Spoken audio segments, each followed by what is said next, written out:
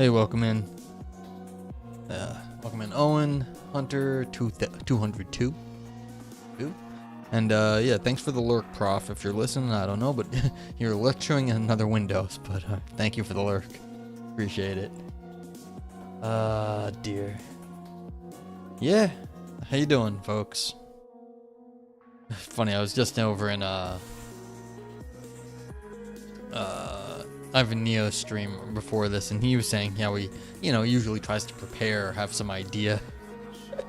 And I thought about that a very long time ago, having like prepared content, and I realized I would not be streaming all that much if I had to prepare content and be like, what am I doing? Like, what am I doing? I try to think of some stuff sometimes, like, what am I going to talk about? But even then, like, minimal. I'm like, what should I talk about? I don't know. Anywho, so what's going on? Let's go look at a Heraclitus quote. When they are born, they are willing to live and have their destinies, and they leave children behind to become their destinies. Okay. So like when you're born, you think, oh, I have this destiny, but then you leave it to your kids. Like, it's interesting. Okay. I don't know. I guess typical academic shit. I had a paper rejected. No comments is what annoys me. It's one thing to send the paper out, you wait for over a month, and then they send it back to you, and they say, no, I don't mind it. It took about 6 weeks. That's not terrible in the grand scheme of philosophy stuffs.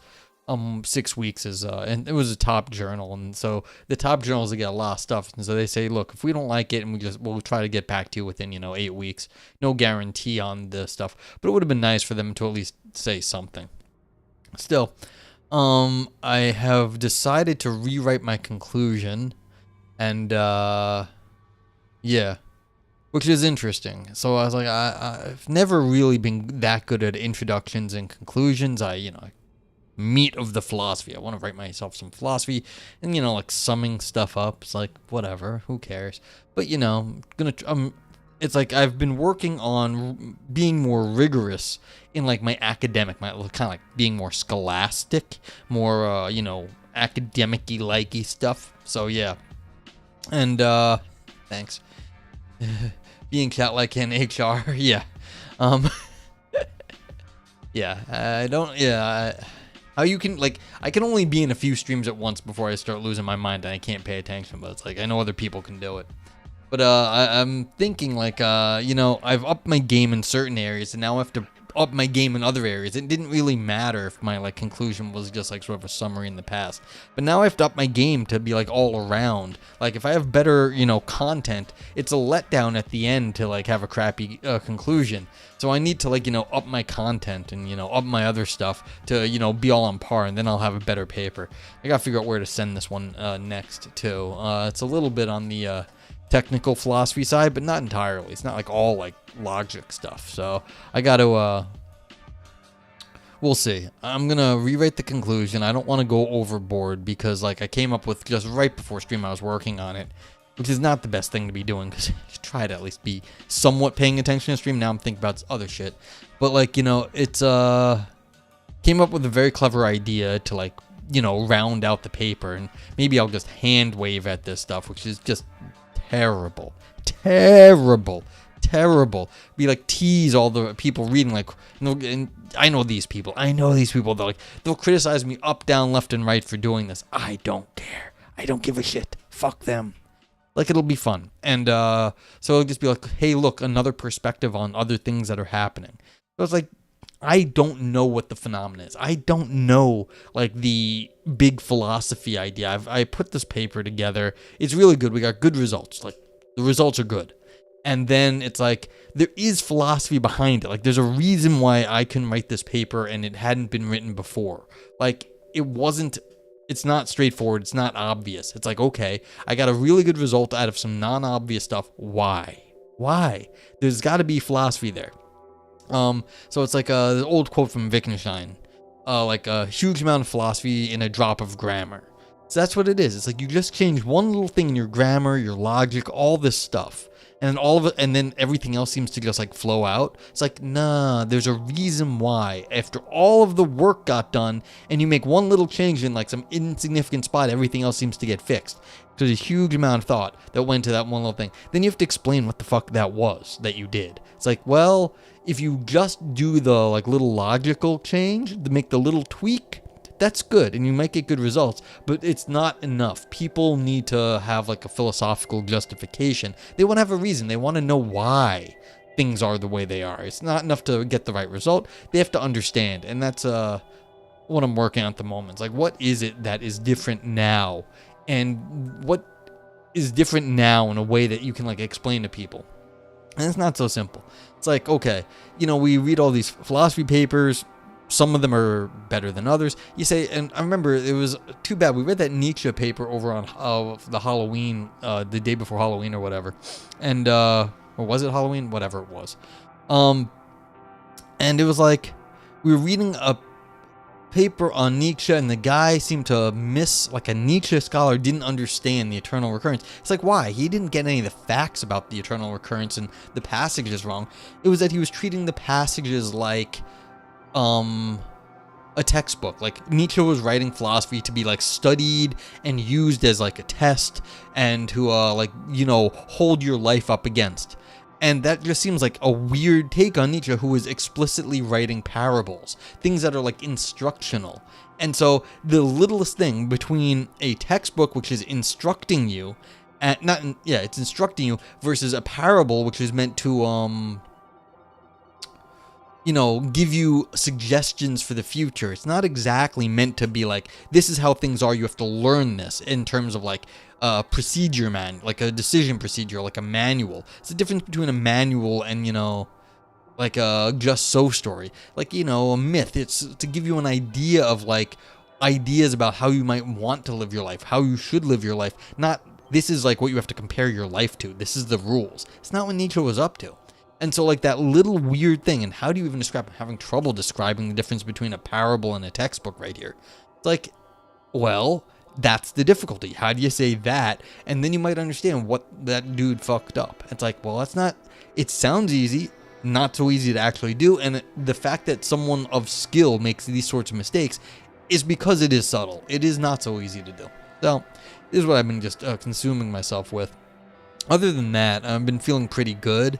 I'm going to get back to more programming, get like, the roulette reviews up. There's always like programming takes a huge amount of effort, like to do the littlest thing in programming. And I mean, anything that isn't just like boilerplate stock code takes huge amounts of effort. Like it's just the way it is. It's the same thing with logic. Like if any of you out there are philosophers and you want to know what code is like doing logic homework. That's all it is. Logic homework that's actually useful, as opposed to like logic, which is, nice, but it's not particularly useful. So, but that's what it is. And it's like, to get anything just the way you want it, it's a huge amount of effort. So, whatever. It's good. Let's see, who else is out? What else is going on? I don't know.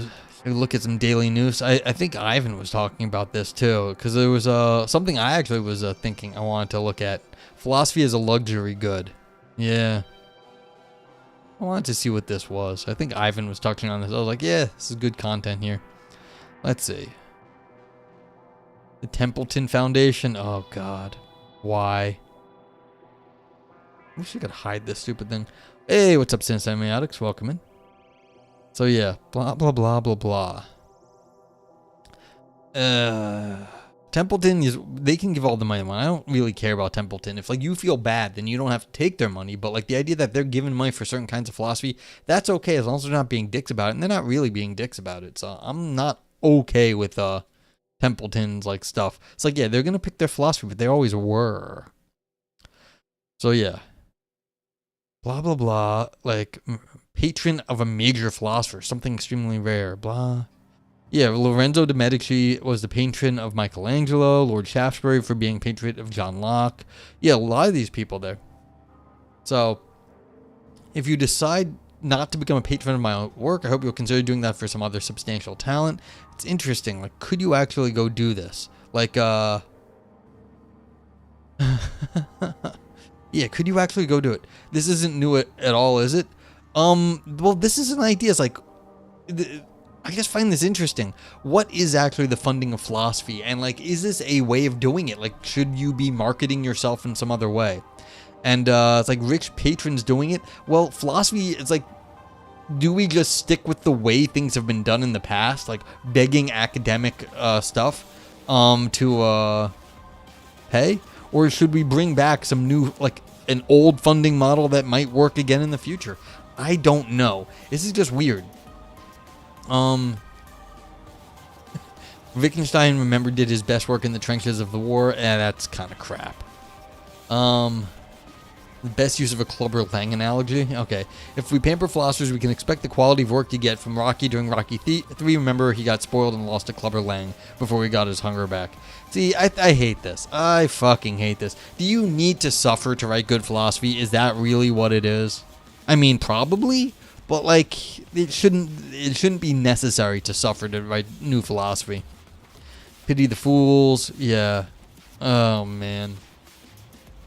I think it has to do with sustaining the illusion of academic objectivity. Yeah, and you said it right there. The illusion of it.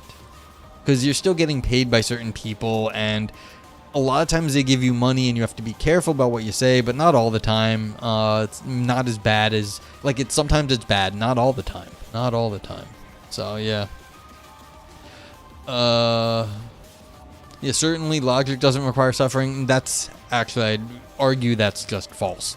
The people in logic I know, they've worked their ass off. They've worked real hard. And like the idea that you make logical discoveries outside of the rest of your life, it's not true. It's like it's wrapped up. It's very wrapped up in the rest of your life. Like how you deal with logic, how you deal with everything. And so I don't think it's actually, if you like use suffering as a motivation, its logic will also play into that. I know some people, like famous people, have said, I heard one of them, not some, one, said that basically some of his best work, actually no, this is not true. I've heard multiple people say some of their best work was during periods of like bad things happening in their life because they, you know, they channeled all that energy into their writing. And so, yeah. So, I mean, it's just wrapped up in being a philosopher. So, that's all.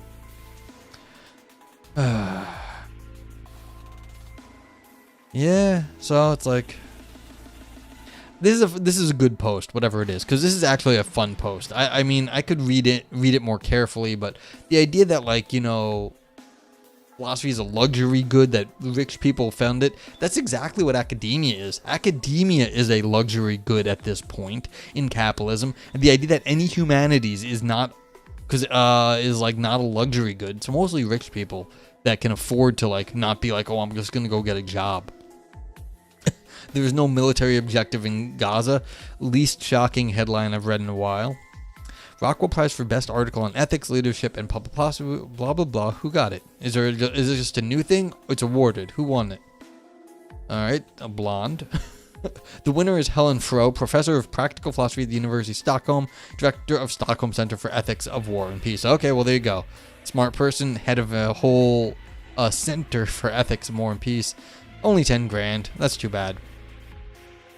Brings insightful, rigorous philosophical analysis to a policy question with profound real-world consequences. Good for Stockholm peoples.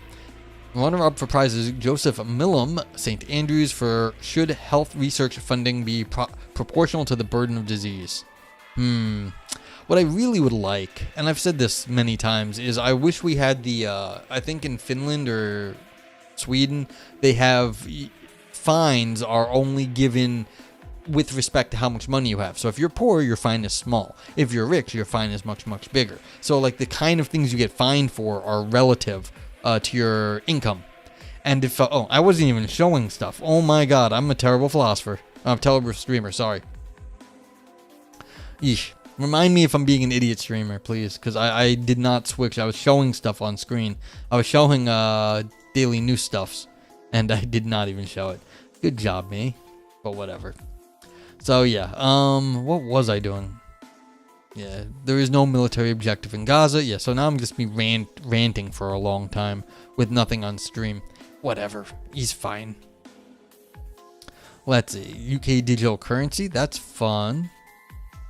Alex Vorhove, professor and head of the philosophy department head of philosophy, logic, and scientific method department at LSE, has been appointed to the central bank digital currency and advisory group by the Bank of England and UK Treasury. Good for that, dude. I wonder if he's going to get paid for that.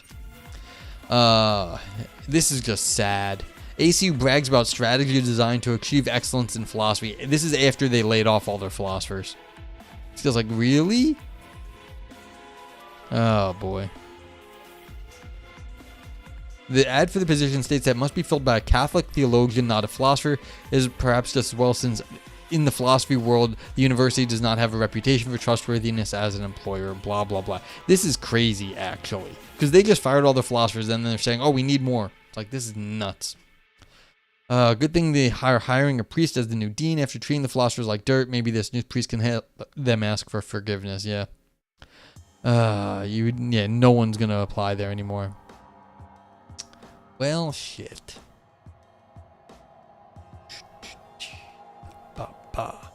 So, whatevers. Let's see, what else is going on? I had some thoughts. I don't remember what they were. What was it?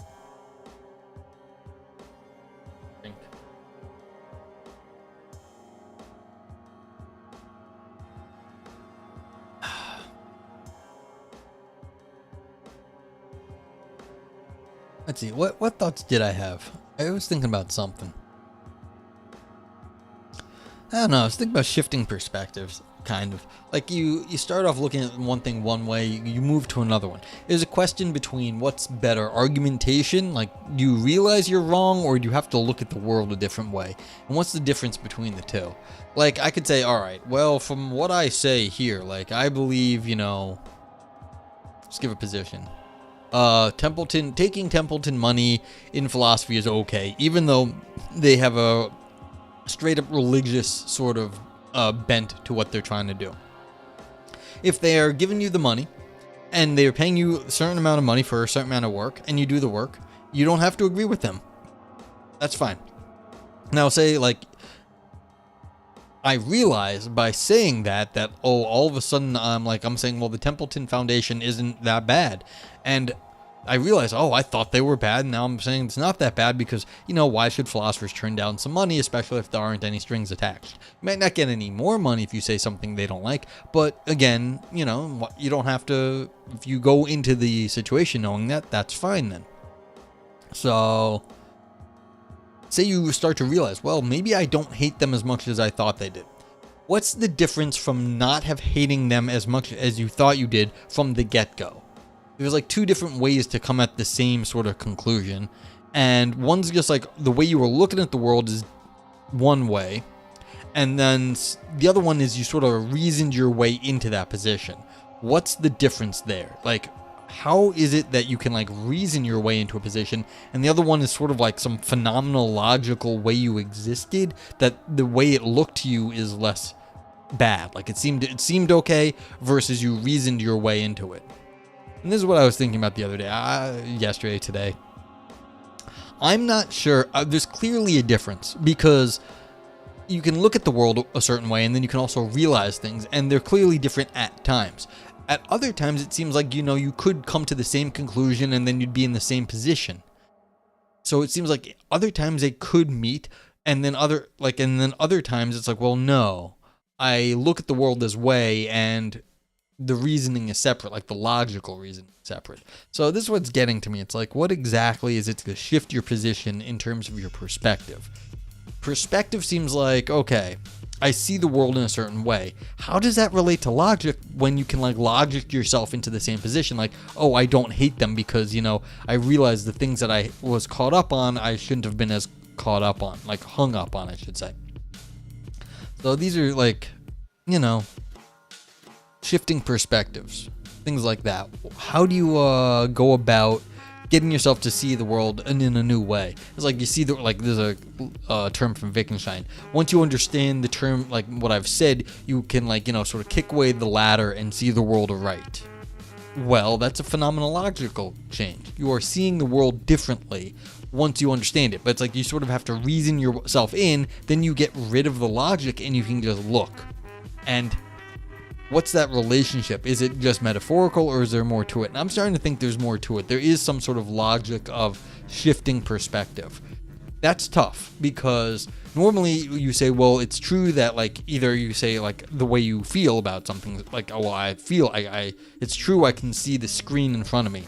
There's no like denying that I believe I see the screen in front of me because that is my belief. Like there's no thing that's called like an intentional state. I'm talking about how my state of mind.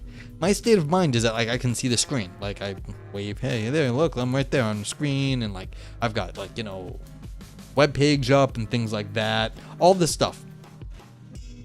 So it's like that's one way of talking about the world. Then I could talk about the world, like, you know, it's dark out right now. That's true or false. It may be light out, but it's not. It's dark out. It's nighttime here in New York. And so there's me talking about the way I am, which I can't really get wrong unless I say something like, well, I see light. I could say like I see daytime. Well, that's not true because I'm talking about what I see, and like that's just false. Now, it's also false that it's not daytime right now, but like it's different. I can talk about how I look at the world versus how the world actually is. Like so, my interpretation versus what the world actually is, and that's the difference between, it's called intention and extension. Extension is how the world is like extended out in, you know, in reality. Intention is like my intentions, like it's something about my state. But I can talk about both of those things. Usually you can't really mix them because if you start talking about your beliefs, you're talking about what's in your head. And if you talk about the world, you're talking about what's in the world. How do you go back and forth between them and keep things organized? That's actually a logical problem. It's a problem of scope. How do you like limit the scope of what you're talking about so that when I'm talking about things I feel, it's one thing, and then the way the world is something else. Now, and the deeper problem is, how do you go back and forth between the two? Because I clearly can talk about both in the course of this conversation here that I'm sort of having on Twitch, but the idea that like you can write that down the way like, oh, the world is this way and I feel that way. How do you talk about that at the same time and you like signal what's going on? It's not so clear. And the way it kind of has shaken out is that there's just some sort of you're supposed to know that like when I talk about my beliefs, I'm talking about my state, and then when you're talking about the world, you're talking about how things are outside of my beliefs, and you're supposed to just know that belief refers to the speaker, and then you're talking about the world, it does not refer to the speaker. That's not a logical proposition. That is a that's just some sort of like hand-wavy philosophy. It says, look, you're just supposed to understand the scope of belief does not cover things in the world. So I think that's a problem. And this is what I've been thinking about. You have to actually be able to say, you know, look, I think about things, but like I exist and like that exists in the world. And so there's some in-between gray area. This may not be, this is thoughts in my head. May not be the most fascinating thing, but I think it's interesting because there's definitely a difference between your beliefs and then the way the world is, and then how they match up and how you can shift between what you think and then what you think in the world. So, interesting stuff. I don't know. What else is going on? Yeah, so I'm rewriting a conclusion to a paper, and then I got to figure out where to send this paper out to. But I'm just rewriting the conclusion. It got rejected. I got a few more people here. I had a paper rejected day or two ago. It annoys me because they didn't give me any comments, but like whatever, it was fine. It was a very big journal, and what I'm hoping by the lack of comments actually was there wasn't anything too objectionable. It was just that they thought it wasn't their cup of tea. That can happen. So I'm hoping that I turn around, send it to somebody else, and they'll just be like, this is kind of good and we like it, as opposed to this journal which said it's good but not good enough for us. And that's fine. Like, not everyone's gonna like my work, and it's got its problems, but like, people also have their preferences, and philosophy is no different. half the time, like you'll hear there's been some very famous papers that have been rejected multiple times, and then they get published in a different venue, become very famous, and then you're like, well, I'm sure the other journals would have liked to have had this very famous paper in them, but they didn't know that, and that's what happens. Like, so it's like, am I thinking this paper is gonna make me very famous? Probably not. I think it's good though. Like, I think it's very good. I think it does some very interesting stuff, and so it's yeah, it's just like, I don't know. We'll see. And so I'm going to rewrite the conclusion. Like I was saying earlier, I've changed my regimes in like how I write stuff. So like this, I, gotta bring everything, the quality up all across the board. And my conclusions I feel were lacking. So I'm going to work on the conclusion some more. But it's going well so far. Anyway. Anywho's.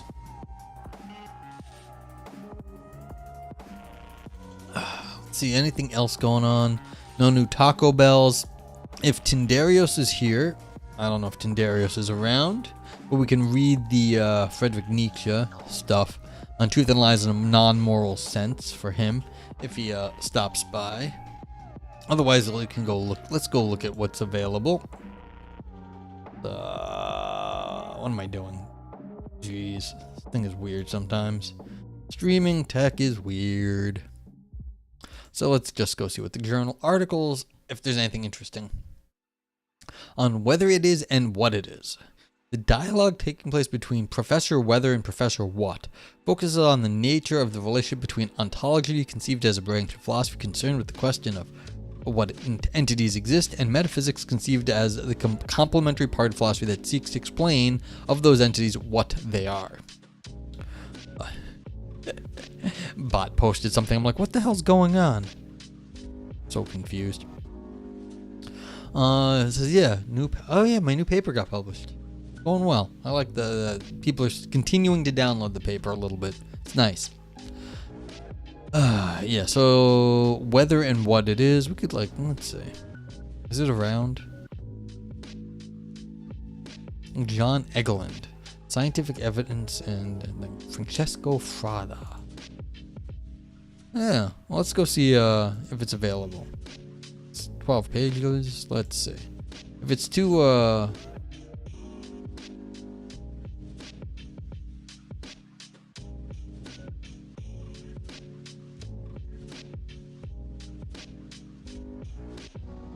yeah, it's a little dense.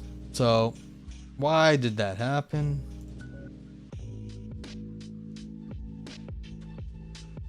There it is. So it is a little dense. So maybe we'll try and find something else, but not a terribly length paper. Kind of fun because it has it's a what's it called? It's a dialogue between what and whether.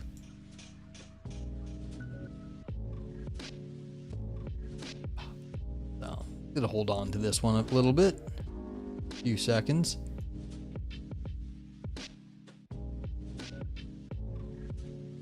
Everything the new fire and its geopolitics. Yeah, okay. American Philosophical Quarterly. Moral responsibility must look back. Total pragmatic encroachment and belief desire psychology and analytic philosophy. Go click. Let's see if this is any better. Doesn't say how long it is. I don't always love reading stuff in analytic philosophy. It just gets sort of tedious because it's so analytic. But that's okay. Yep, not available though, so that's fine. What's up? It all costs money. How you doing? Hello. Just chilling here. Hope everything is well with you. I've, trying to figure out what to do with myself in general, but that's nothing new. You are existing. There you go. I too am existing. Are you thinking and therefore existing? You think. Yes, exactly. There we go. You think we exist. Therefore you think. Ontology of language with applications to demographic data. Applied ontology. Archive for the history of exact sciences. The efflux problem. How hydraulics became divorced from hydrodynamics. Interesting. The efflux problem deals with the outflow of water through an orifice in a vessel, the flow over the crest of a weir, and some other ways of discharge. Can I give you an overview of ontology? Yeah. Ontology is the study of what things are. So you can go back to the classic, the Aristotle.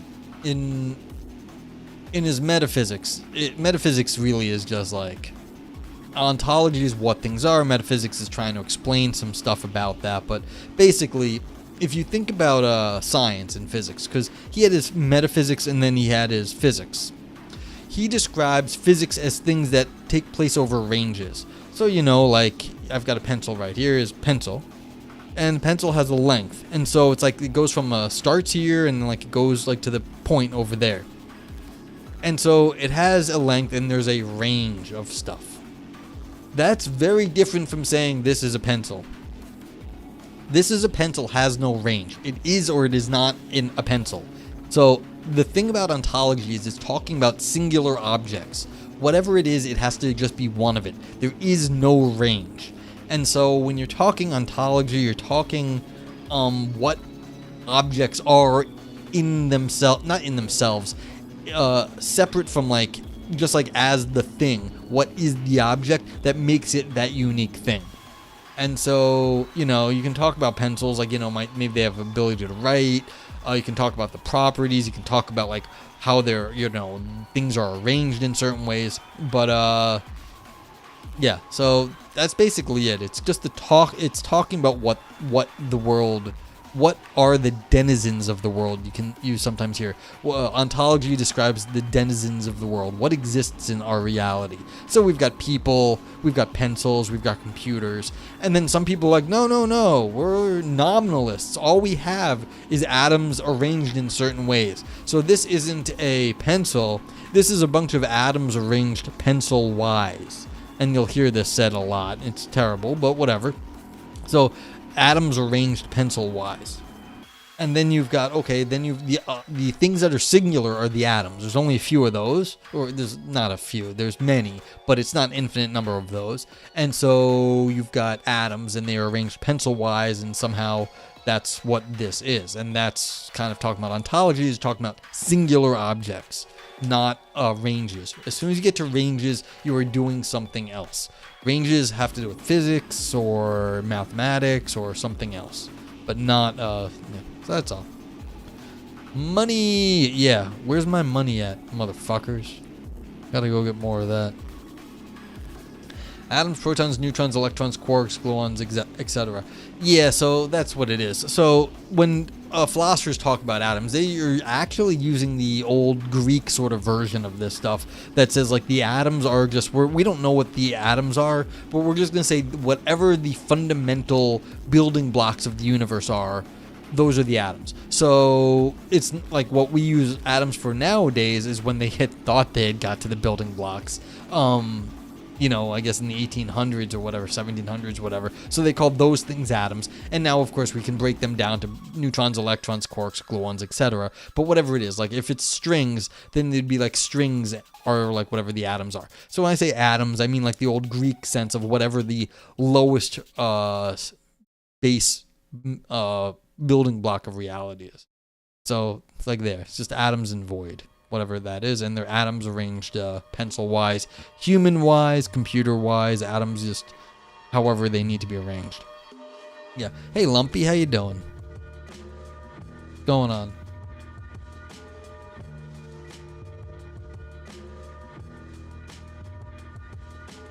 Good. Glad you're doing well, Lumpy. Yeah, I'm doing pretty good. Things I had, what was last week? Was last week a stupid week? I think last week was a little stupid at the end of the week. But like I'm feeling pretty good now. I had a paper rejected, but like I'm fixing it up. I'm just annoyed they didn't give any comments. I'm hoping they gave no comments because they just didn't like it, not because there was any problem with it. So who knows? But I'm rewriting the conclusion. It should be all right.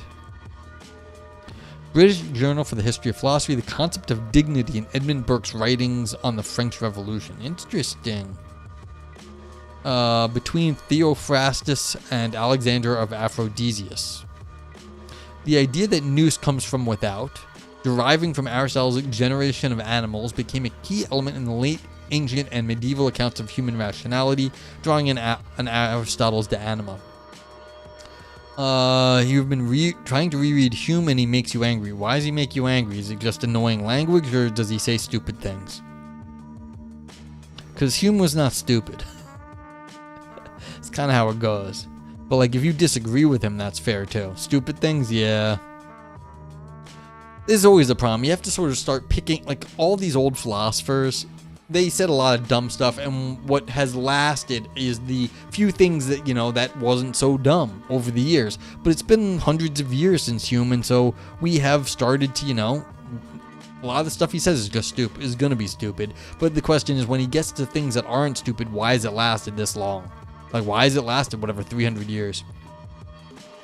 Insofar as his comparisons to wealth being good and poor being bad, such a small part, but you hate it.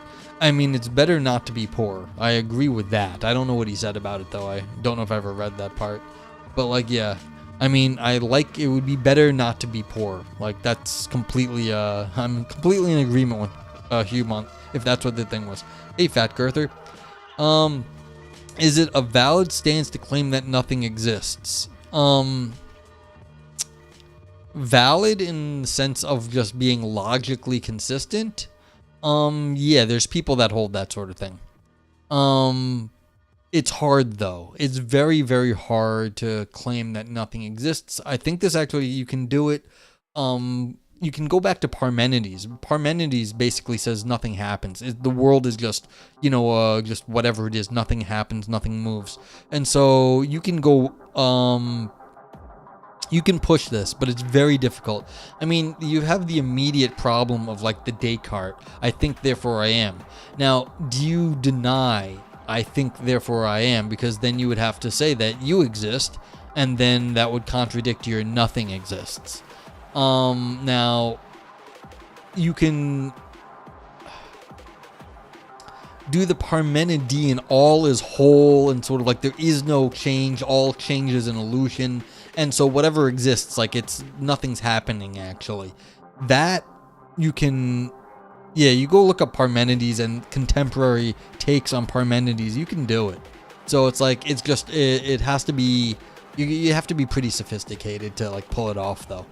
So it's like, yeah, you can do it. It's just not so easy, and it's definitely not obvious. It's something you'd have to claim an argument for, and anytime you're making an argument for something, then it gets harder because then it looks like you're doing something to prove that nothing exists, and that makes it even sort of self-refuting like, but then you have to have a story about why your argument is not actually self-refuting.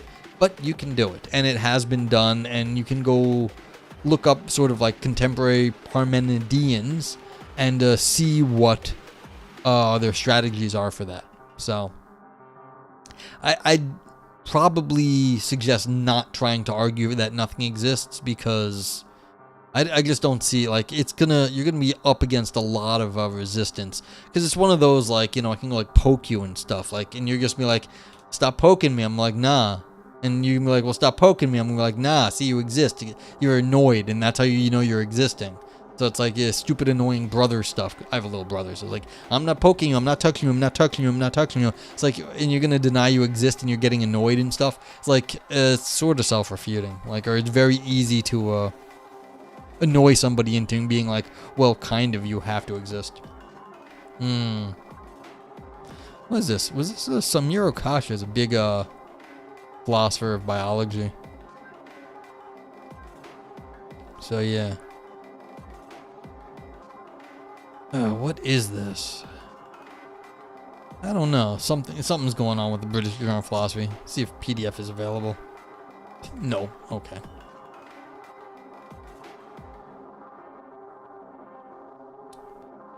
Folk song as a hybrid art form.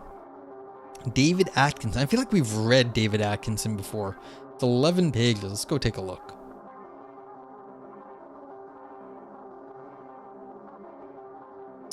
I don't have access.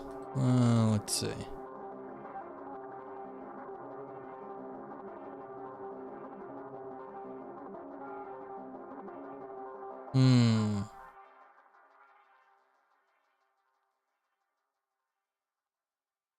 Nope. Alright, not really available on the internet. That's too bad. Is there like a search Google Brave? Nope, okay. Too bad. And the see, this options here is weird. It doesn't work on like Brave. So yeah, how's everyone doing out there? All cost money. Whenever I see the word very, especially in a title, I internally groan and give it whatever it is zero credibility. The word very feels incredibly lazy and unprofessional. Yeah. It is mostly, like, especially in this stuff, it is pretty lazy. There's, what do you mean by very? Like, why don't you be more specific than saying very? Like, it's very loud. Like, well, how loud? Did you get deaf? Did it hurt your ears? It's, not a very, very is not very specific. That's the thing. So, yeah, it would be, advisable to use a more specific and descriptive word if possible, of course. Maybe I'll send something to the Canadian Journal of Philosophy. I haven't sent them anything in a while. There is no such thing as expected moral choice worthiness. Ikaike and the no miracle argument for scientific realism. Interesting. Under specification in the demonstrative communication. Or just leave it off entirely. That's an option, but then what are you trying to say? Why did you use the word very? Yeah, it's mostly a weasel word. You just don't have... You haven't particularly described your problem if you're using, like, oh, it's very bad. Well, what do you mean it's very bad? Is it bad? Then why? Let the reader judge why it is bad. Don't just say it's bad. So it's one of these, again, show, don't say. What work is the very actually doing in your statement? Or in your title, or anywhere for that matter. So I don't usually use the word very. I'm with you on this, but of course, there's always a case for using it. Like, you've already done all the work, you've shown all the things you want to do, and then you're summarizing in the end, and you say, and it was shown it was very bad. And it's like, well, as it was shown that it was very bad. It's like, okay, you didn't want to rehash it all. That would be a use of the word very, because you're summarizing at that point. But other than that, it's like, well, okay, why don't you just show me why it's very bad? Ooh, communications. It's always fun stuff. You are the agenda, the pursuit of a personal significance in social media context. This paper draws evidence from a national survey conducted on the Republic of Cyprus. Attractive or repellent, how right-wing populist voters respond to figuratively framed anti-immigrant rhetoric. Yes, this is like a media studies journal or something. Cultural capital as a background of media use and civic engagement. It's like, go get like cinesemiotics to read this stuff. How can I keep quiet? Motivations to participate in vaccination communication on Facebook. No-go zone for Jews, examining how news on anti-Semitic attacks increases victim blaming. Yeah, it's gonna happen. They've been freaking out here in New York because they're getting, you know, more anti-Jew and anti-Muslim violence in the city with the Israeli West Bank war thing that's happening. So it's like they're freaking out because all the Muslims are afraid that this can start a new round of Islamophobia. The Jews are afraid of, you know, anti-Semitism, and it's a mess. Contemporary political theory. The poetics of failure in Simone de Beauvoir's something. Ooh, please be not that long. It's long. Is this free articles? No, these are just all articles, and sometimes they're available on this site. Yeah. Sure would be nice if humans could stop hurting each other. Yeah. Except at this point I'm thinking this is the old Pod People movie.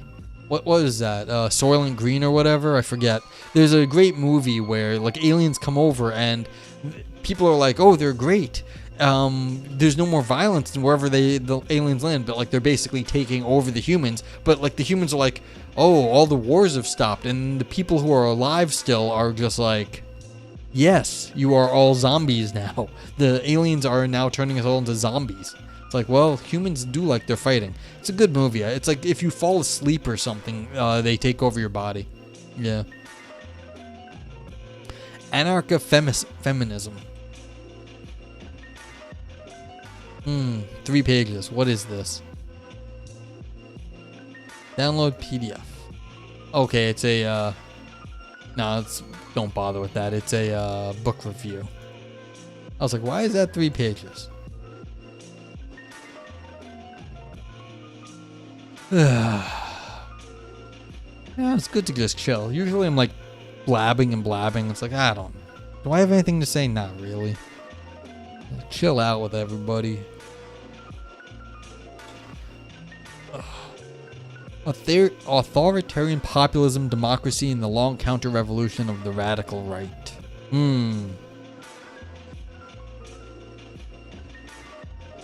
Contributions to the history of concepts. The mainstreaming of global inequality. Interesting. From empires of nations to nation-state minorities. Generation Marx. Critical Horizons. Václav Havel's legacy. Politics as morality. Unity and division. Lefort and Kloster's on the role of power in the constitution of society. Dianoia. Nope.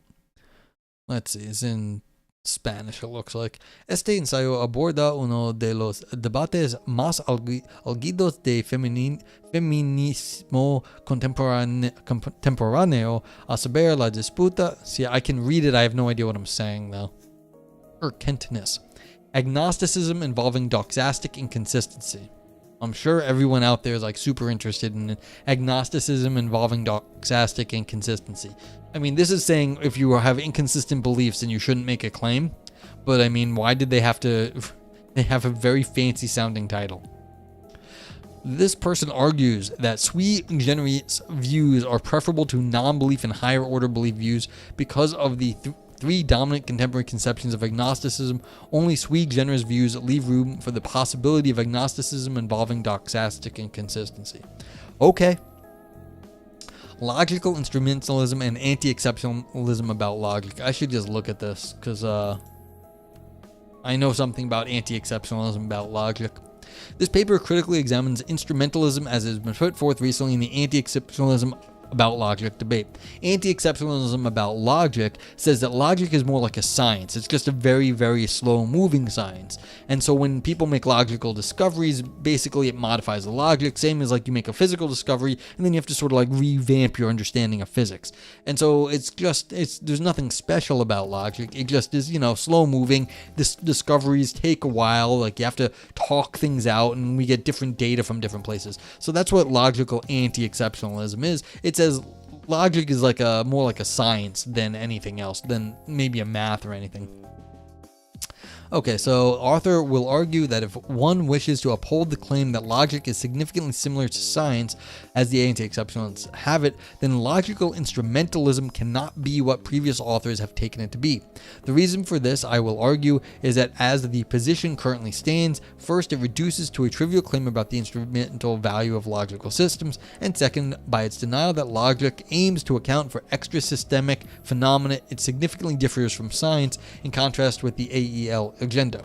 I will conclude by proposing a different kind of logical instrumentalism that I take to have a broad appeal, but especially for anti-exceptionalists, for it is developed as analogous to and thus much closer aligned with scientific instrumentalism. Okay, so this is interesting. They're going to do more a scientific instrumental theory of logic as opposed to a, logically, whatever the previous understood logical instrumentalism is.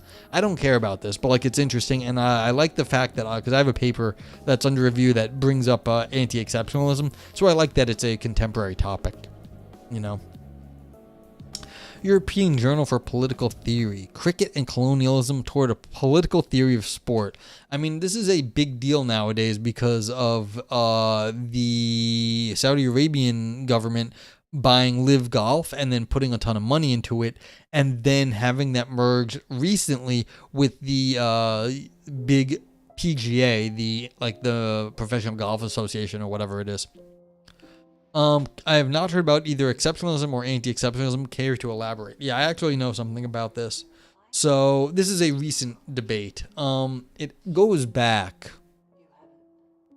to Saul Kripke in the 70s, I believe, or the contemporary discussion.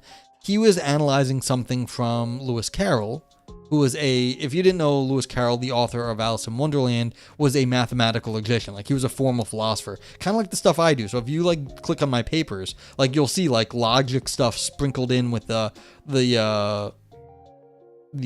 prose. He was more like in that area of philosophy. He's like closer to what like I do, or not really what I do, but he wrote a paper called What the Tortoise Said to Achilles. Very famous paper. It was published in 1894 or 1896 in the Mind Journal. So that's a journal of philosophy.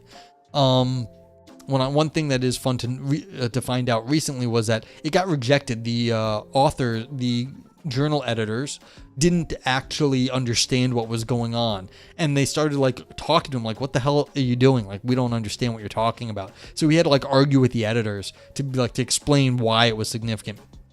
Anyway, the idea is that there are things in logic that you can't actually deny. Modus ponens, like, not exactly modus ponens, not technically modus ponens, but like modus ponens, it doesn't matter. So like, if P then Q, like this stuff, like if something happens and something else happens, you can't deny knowing that. You have to understand that. There is no way you can tell me you understand like what that sentence is if we can talk about like implication at all. Like, if you think you understand one thing happened and then another thing happened because of it, like one thing, this follows from that, like that, you can't deny that you understand this. Look, I put these together on paper. I promise you, they're important. Trust me, bro. Well, you understand what it is to say, look, this is a pencil, like pencil, right? This is a pencil. And then could you deny knowing what pencils were after telling me that this is a pencil? This is called a generalization. And like the idea that once you can like generalize or say, oh, I know what pencils are, and then like this is a pencil, you can't deny that sort of logical move, because in logic we do that. And so in some sense you can't revise your understanding of logical rules, because you already had to understand them to be able to tell me what it was. So if you can already talk about what follows from what in terms of implication, or that this is an example of a pencil, you can't actually go learn that rule of logic. You had to already know that rule of logic, where you're saying, well, this is an instance of, the general concept of pencil, or that, if I drop this pencil, it will fall, and then, that's what happens because of gravity. Well, you can't deny understanding that this is what follows from this, and you're not learning anything in logic. No, so this means, this is the exceptionalist view in logic, is that you can't learn anything. You already know basic logic. You're not learning the basic logic just from, I don't know where. Like, kind of a priori, kind of not. That's a debate where it comes from. But yes, you might as well just say, all right, a priori, you have to be able to understand. You can't start learning new rules of logic. Like, we couldn't even tell you what it was. If you didn't understand what it meant from one thing to follow.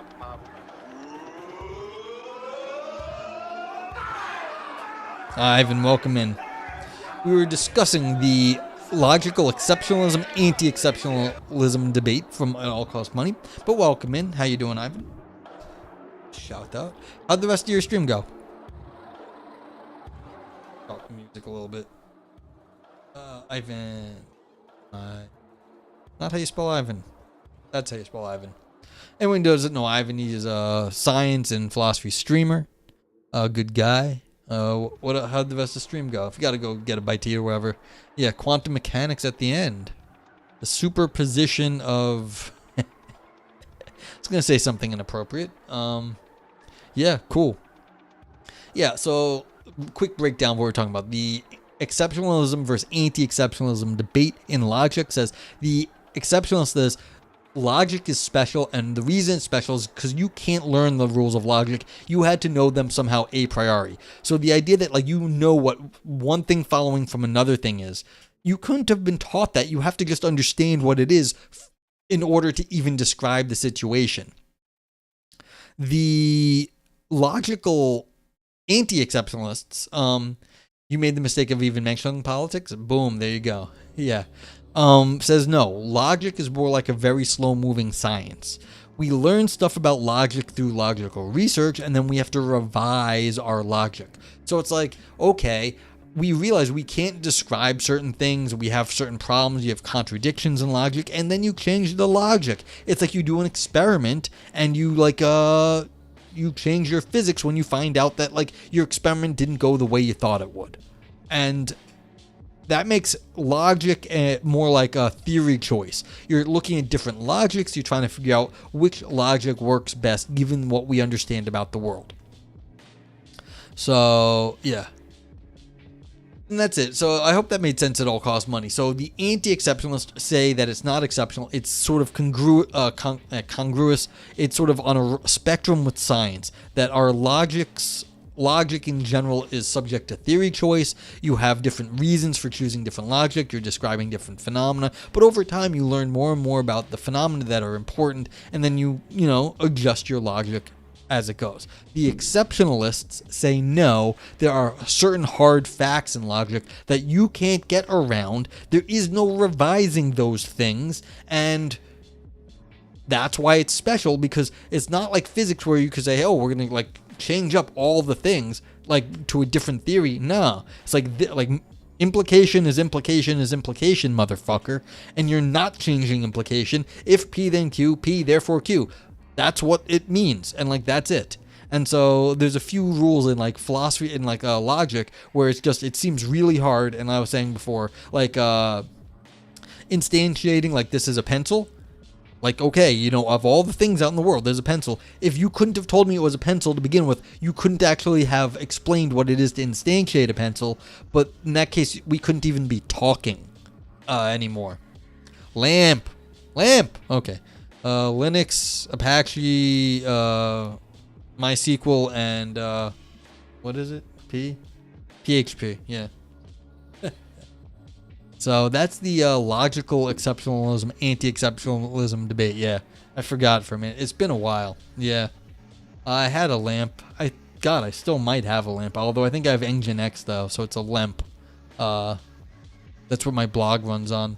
Your WAMP. Windows, yeah.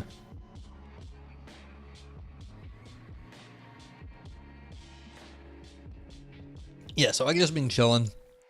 Just been scrolling through what's available. Oh, yeah, lamp stack. It's actually a magic wand. There was a meme I put in Aris's Discord about, a witch and her. Well, we're not going to get into that. And her broom. Demographic continuity as a necessary condition on performable post-communist token social restorations. Yeah. The Platonism of modern physical science, historical roots, and radical reconstruction.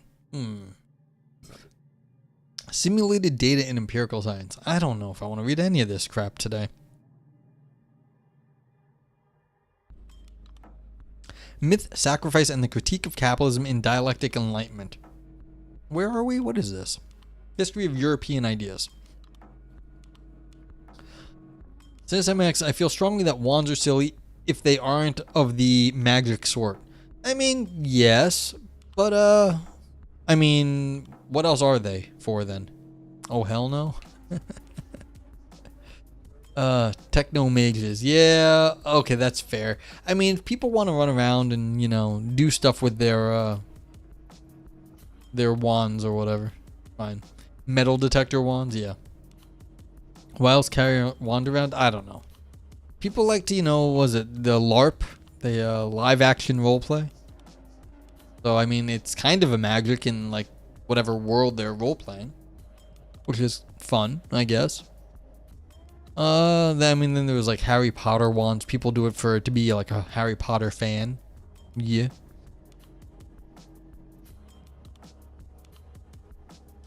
Reviewing women's philosophical works during the French Revolution.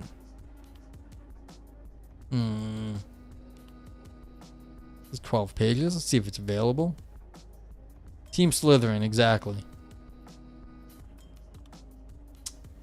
Don't think it's available. Dagnabbit. Yeah, nothing's available, and I'm nothing. Jeez.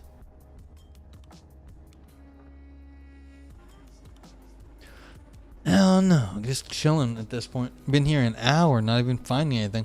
I don't know. Is Tindarius still here? Is Tindarius around? We can go read the Nietzsche if Tindarius is here. Go back, see what was on the front page. Refresh. New journal articles. On whether... yeah, so that's... We've been discussing... Let's see... Oh, did I say what this was available? I could actually read on whether it is and what there is. You could read the first 36 propositions in monadology.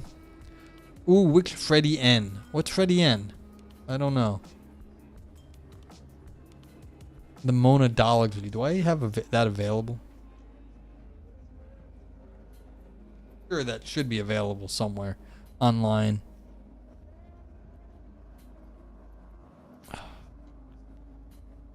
Marxist.org.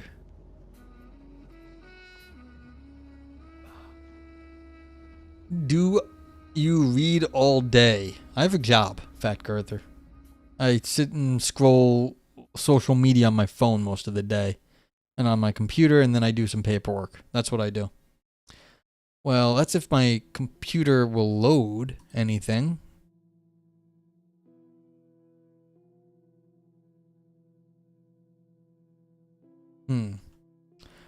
The first 36 propositions would get me to page 7. That wouldn't even be that hard. Question is. No, you don't want that? So yeah, we could actually read most of this. Why monadology? Well, that was just if Ivan wants me to read it, that'd be something. Is it a good job? No, it's not a good job. It is a convenient job. That's what it is. It's good because they let me do whatever I want. That's all it is. That's the only virtue of it. Oh, 36 is the principle of sufficient reason. Oh. Okay. So that might actually be kind of fun. Could do this. You know?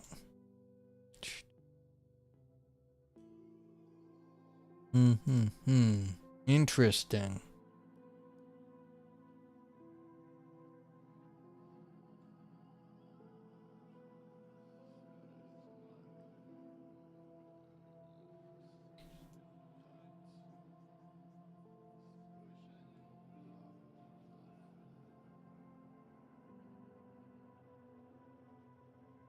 Yeah, so this is the Lotta thing here.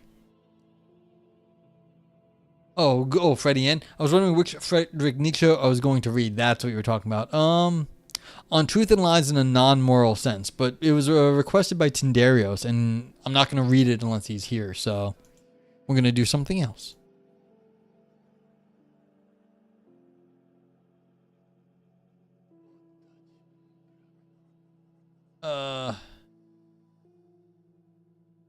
Where do we think it is?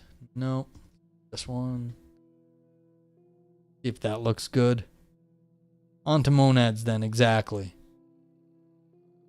So, is this right? I think this is right.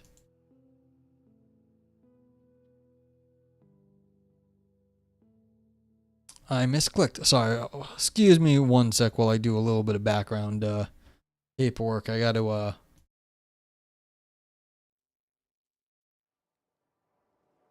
do a few things. There we go. Okay, so that should actually be good.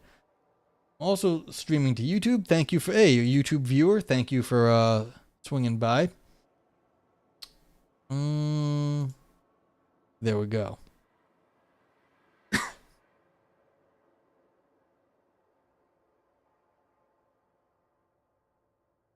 Okay, so here's what we do here. If you're new here, welcome in. No gray, whatever. You mean Leibniz was wrong about everything, but he was influential? Well, everyone is wrong about everything. Ivan, everybody is wrong about everything. There is no one who's right about all the things. Like, if you want to go be right about stuff, you go like, okay, how do you feel right now? Then you can be correct. Like, the easiest thing in the world is to be sad because you don't even have to know what it is to be happy, but you can know what it is to be unhappy. That's like, okay, you want to know things, go know what it is to be sad. This is why there's so many depressed people in the world, is because it is conveniently easy to be sad. There's a lot of certainty in sadness. You'd be like, I'm sad. There you go. True, absolute knowledge. You just got it. There's no doubting if you're sad that you're sad. Everything else has been overturned at one point or another. You cannot fault Leibniz for being wrong. I always thought that monadology was, how shall I say it, a psychedelic adventure on how things work. Again, you are not wrong. You may not be right, but you are not wrong. Yes, Leibniz was influential. There's problems with Leibniz. They don't understand Leibniz, and I don't mean that we don't understand philosophy. We don't understand how Leibniz wrote the number of papers he did. It's thought that he was an insomniac, maybe slept no more than an hour to a night and was writing for the other 22 hours straight. We are not, it's seriously like there's 150,000 pages of manuscript, handwritten manuscripts from Leibniz. It's madness, like literal madness. Leibniz didn't understand Leibniz. Didn't he argue with himself? All philosophers argue with themselves. You argue with yourself thinking about stuff, you argue with past yourself, that doesn't matter. Sure. It's like, of course. But there's a lot of claims of people coming up with arguments and counter arguments in their heads. Yeah, it's Fat Girther. It's one of these weird things in philosophy. Like, you hear some of these stories about some of these philosophers, and you're like, oh, okay, well, some like academics, and some of them are like kind of normal. And then you hear things about like Leibniz. It's just like, it doesn't make sense.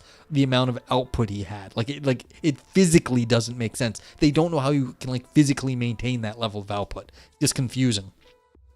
Yeah, it's like things like that. Okay, so what was I saying? Anyway, what we do here is we read the paper, we comment on it, and then we review it at the end. This is a classic paper. I've read this in school at some point, so I don't know exactly. I mean, I haven't thought about it seriously in a very long time. But as always, feel free to comment if you're in chat, Twitch or YouTube, because I'm multicasting right now. Thank you, Twitch, for letting us do that. I think they realize that you can't bring new people in if you're only broadcasting to Twitch over and over. You need to bring people in. So, let me know. Yeah, cool. Okay, so here we go. The Monadology by Gottfried Wilhelm Leibniz, and this is the Latta 1898 translation.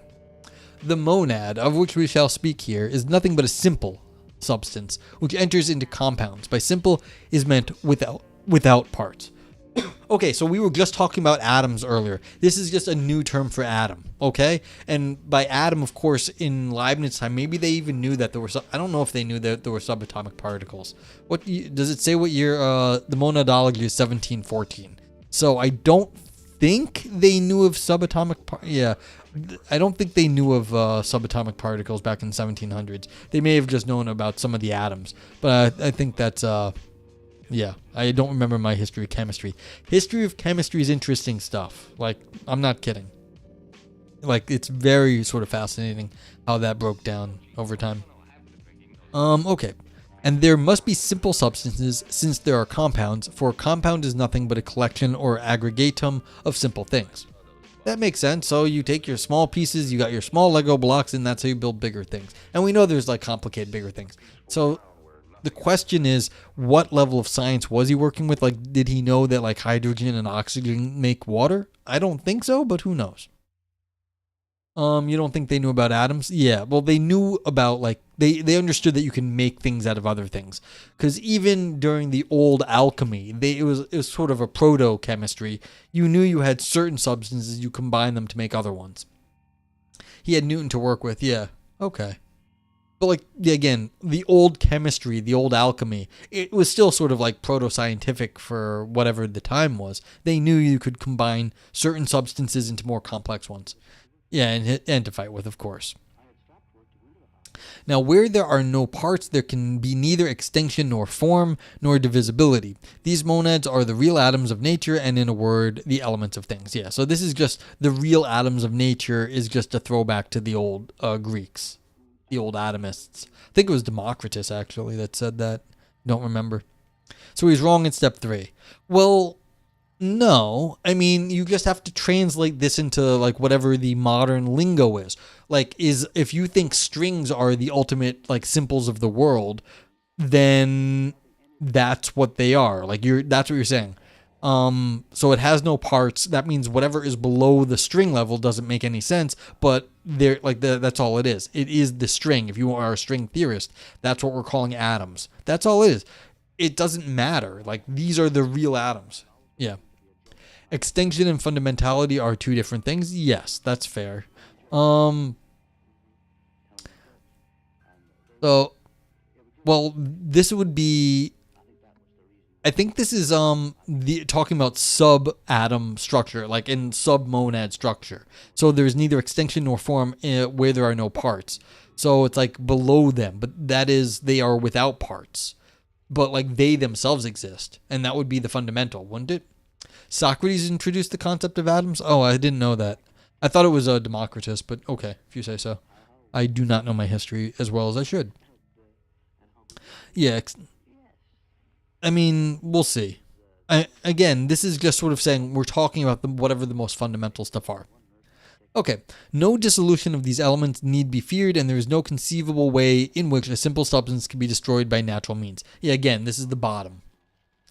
Ivan says he's being a Cartesian rationalist. He thinks he can infer reality from his armchair because he thinks 3 must be true. Yes, I mean, this is the thing. You're saying whatever is at the bottom of nature is just what there is. I agree that this is a stupid strategy. I do. You don't even know how much I do. I have a current paper that I'm trying to, writing that says that this is a stupid strategy. But, I've got a whole argument against it that it's dumb. But, people do this all the time. They say, hey, look, whatever the most fundamental thing is. And it's hard to argue people down from saying whatever the most fundamental thing is. It's dumb and bad, but yeah. And people just say, and there's also a fetish, and I think Jonathan Schaefer out in New Brunswick and Rutgers has a nice argument that against smallness. Like if you say things are just important because they're small, that's not actually a very good metaphysical position to be in. So the idea that it's very small and makes up everything else, that isn't actually a metaphysically, it's a little bit of there's no real reason to do that. It's a little ad hoc, a little arbitrary, a little, what's the word? Dogmatic. Okay. Yeah, so these are the most fundamental elements and they can't be destroyed. They're like the little bit, but this is just a Lego theory. You've got all the little pieces and they can't be destroyed, and then everything else gets built up out of them. All right, 5. For the same reason, there is no conceivable way in which a simple substance can come into being by natural means, since it cannot be formed by the combination of parts. Yeah, so these are just the things, and these are the things that exist. There's no more or less of them. They just bounce around, recombine, and then separate at different times. 6.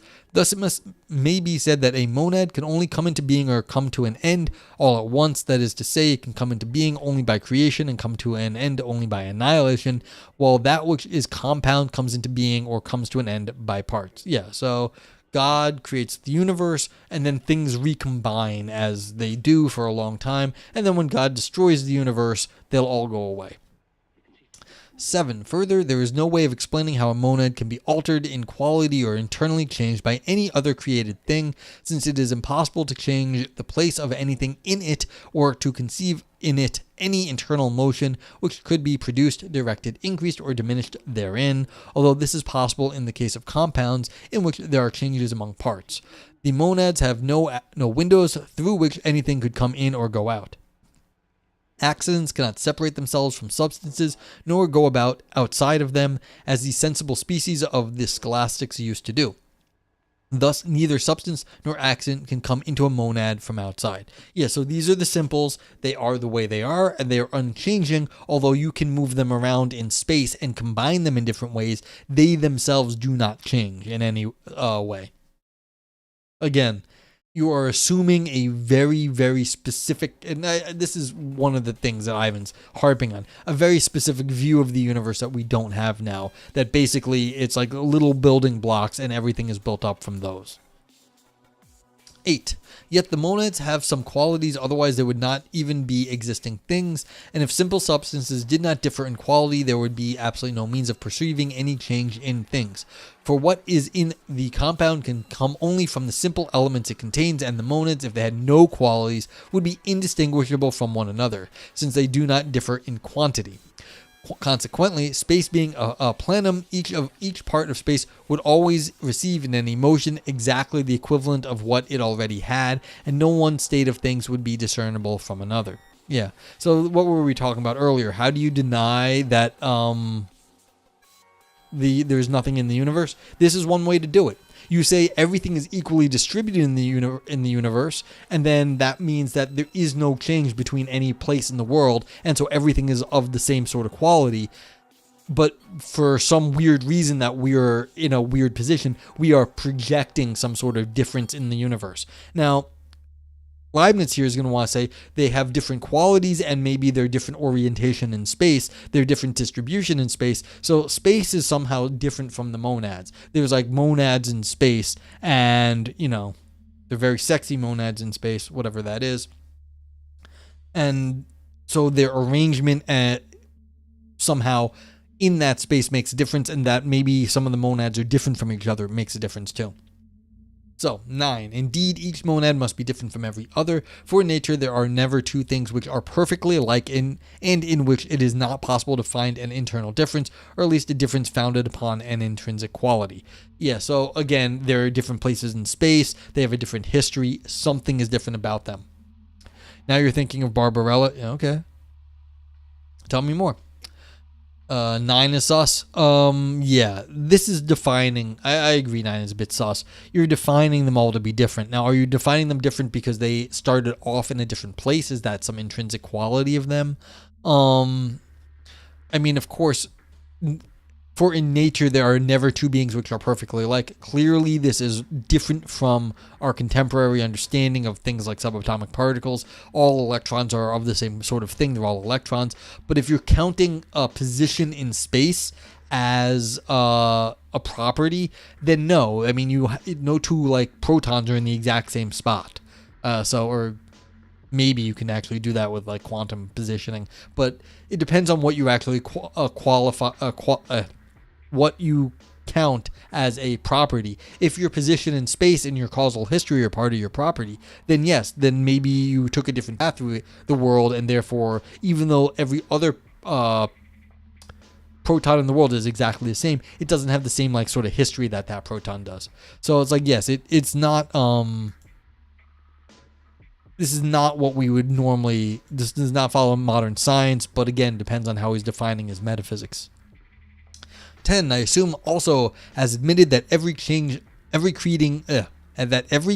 being and consequently created monad is subject to change, and further that this change is continuous in each. Okay, so it starts off some way and it can change. That's fine. 11, it follows from what has just been said that the natural changes of monads come from an internal principle, since an external cause can have no influence upon their inner being. Again, yeah, so they're simple, so there's nothing outside of them that's doing anything to them, because they are just in some sense in space by themselves, and so they have to just go.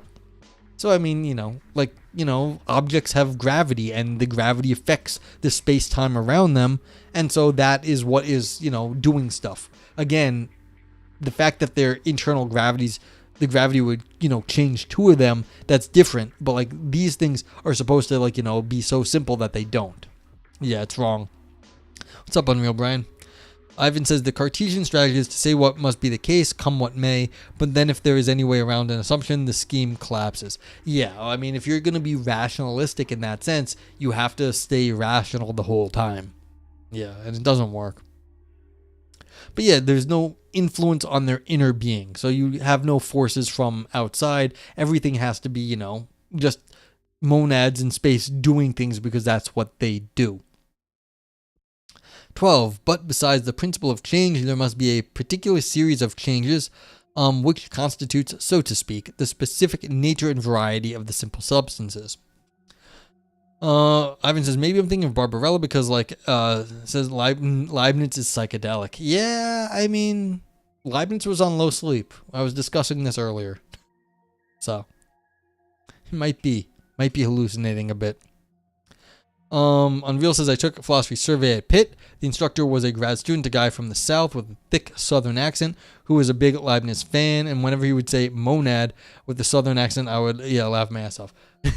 I can't even fake a Southern accent. Monad? Nah, not even. Yeah.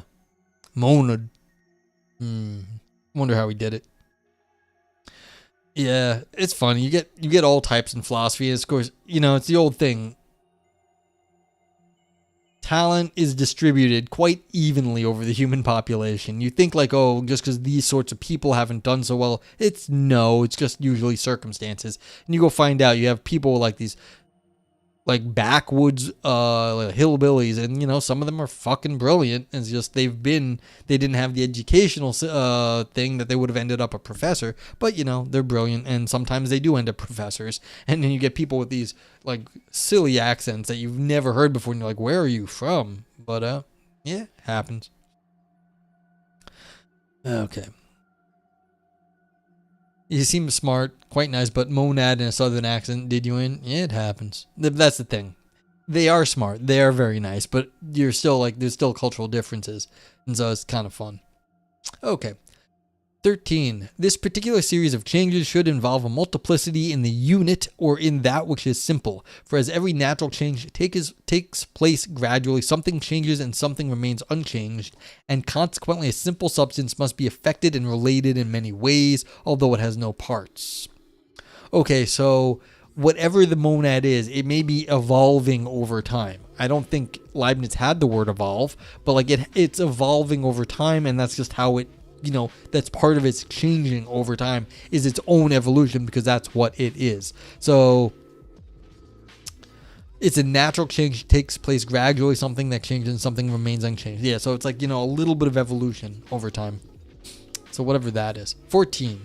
The passing condition, which involves and represents a multiplicity in the unit or in a simple substance, is nothing but what is called perception, which is to be distinguished from apperception or consciousness, as will afterwards appear. In this matter, the Cartesian view is extremely defective, for it treats as non-existent those perceptions of which we are not consciously aware. This has also led them to believe that minds alone are monads, and that there are no souls of animals or other entelecchies. Thus, like the crowd, they have failed to distinguish between a prolonged unconsciousness and absolute death, which has made them fall again into the scholastic prejudice of souls entirely separate from bodies, and has even confirmed ill-balanced minds in the opinion that souls are mortal. Yeah. So, the monads have a perception. They, I guess, somehow... I don't know what this perception is versus apperception and consciousness. You'll have to describe it. But I guess he's accusing Descartes of putting the soul as a monad, the thing that's the one thing in the universe. And he's saying, no, everything is like this. So I guess you could say this is sort of a universal perceptive object theory. Everything has perception. Okay. The activity of the internal principle which produces change or passage from one perception to another may be called appetition. It is true that desire, the appetite, cannot always fully attain the whole perception at which it aims, but it always obtains some of it and attains new perceptions. Okay, so as something evolves over time, it is interacting with the world in a certain way. That's its perception, how it interacts with the universe, because it is traveling through the universe and it's evolving over time through some sort of internal principle of evolution. And then the way at which it goes from one change to another is the appetite. It has to go from here to there, and it has an appetite for the next stop, whatever that step or stop is in its evolution. 16. We have in ourselves experience of a multiplicity in simple substance when we find that the least thought of which we are conscious involves variety in its object. Thus, all those who admit that the soul is a simple substance should admit this multiplicity in the monad, and Mbale ought not to have found any difficulty in this, as he has done in his dictionary article Rovarius. What the fuck? We have in ourselves experience of a multiplicity in simple substance when we find that the least thought of which we are conscious involves a variety in its object. Okay, so if you think your soul is complicated, it has an experience of multiplicity in simple substance, then you are confused because you have like confused your simple substance with something that is multiplicity. Okay. Moreover, it must be confessed that perception and that which depends upon it are inexplicable on mechanical grounds, that is to say, by means of figures and motions. And supposing there were a machine so constructed to think, feel, and have perception, it might be conceived as increased in size while keeping the same proportions, so that one might go into it as into a mill. That being so, we should find, on examining its interior, find only parts which work one upon another, and never anything by which to explain a perception. So this is the first philosophical zombie right here. We've got a robot. This is a robot, and there are no perceptions. So we've got this is a philosophical zombie theory right here. Thus, it is in a simple substance and not in a compound or in a machine that perception must be sought for. Further, nothing but this, namely perceptions and their changes, can be found in a simple substance. It is also in this alone that all the internal activities of simple substances can coexist. Green sweater is a multiplicity, I guess. Yes, multiplicity. A lot of stitches. A multiplicity of stitches. Yeah. So, okay, so this is interesting. You've got well, clearly we have consciousness, therefore we must be a substance in terms of monads, which is evolving through time and has different appetites in the way it perceives the world. That's what it is to perceive, is to have these appetites glomming onto different ways of going in the world. And clearly we're not robots, because if we were robots, they wouldn't be made of simple substances, but of pieces of things, but those pieces have no appetites in themselves because their mechanical motion is not a self-driving, internally motivated thing that has perception inherently. Amir Bryan says Leibniz wrote up a description of a calculating machine and also collanged logical language, beep, boop. Yeah, so, yeah. Okay, so I don't think he made one, but I think I think I've heard that he drew up a diagram for a calculating machine. So he did think about this sort of robot and how it lacked a soul. I mean, this is just, early philosophical zombie theory, which is way more interesting than our current ones. 18. All simple substances or created monads might be called entelechies, for they have in them a certain perfection. They have a certain self-sufficiency, which makes them the source of their internal activities, so to speak, incorporeal automata. Yeah, so this is the unmoved mover. You have a soul, and it sort of has everything in it that it already needs to perceive the world in the right way, and that is what's doing all the work. The body, I guess, would be just your mecha meat suit, and but that's the thing. So your soul actually is doing the perceiving. The body's a mecha meat suit. Without that, you're a zombie. Okay, and the fact that you have a monad, the monads are actually, that's the way they're working. Yeah, seems okay. More of a conceptual thing than actual blueprint. Yeah, I think Pascal may have had the first attempt at an actual adding machine. I'm not sure. It was called the Pascaline. I don't know if he actually made it. I think he may have made a partial working one. May not have been an actual working Pascaline, but it's, yeah, around this time. If we were to give the name of soul to everything which has perceptions and desires in the general sense which I have explained, then all simple substances or created monads might be called souls. But as feeling is something more than a bare perception, I think it right that the general name of monads or entelechies should suffice for simple substances which have perception only, and that the name of soul should be given only to those which perception is more distant and accompanied by memory. Okay, so you have to have more working for you if you have a full soul, but the perception actually is can be distributed to all things, to all simple things. Okay. 20. For we experience in ourselves a condition in which we remember nothing and have no distinguishable perception, as when we fall into a swoon or when we are overcome with a profound dreamless sleep. In this state, the soul does not perceptibly differ from a bare monad, but as this state is not lasting and the soul comes out of it, the soul is something more than a bare monad. Bare, we are not the same all the time, so we have to be more complicated. 21. And it does not follow that in this state the simple substance is without any perception. That indeed cannot be for the reasons already given, for it cannot perish and it cannot continue to exist without being affected in some way, and this affection is nothing but its perception. But when there is a great multitude of little perceptions in which there is nothing distinct, one is stunned, as when one turns continuously around in the same way several times in succession, whence comes a giddiness. Oh, so he's talking about being dizzy, which makes us swoon and which keeps us from distinguishing anything. Death can for a time put animals into this condition. Yeah, so if you get yourself disoriented, then you can't figure out what's going on, and you can't distinguish anything. But that's an unnatural state compared to your natural state when you can distinguish things. Yeah. Okay.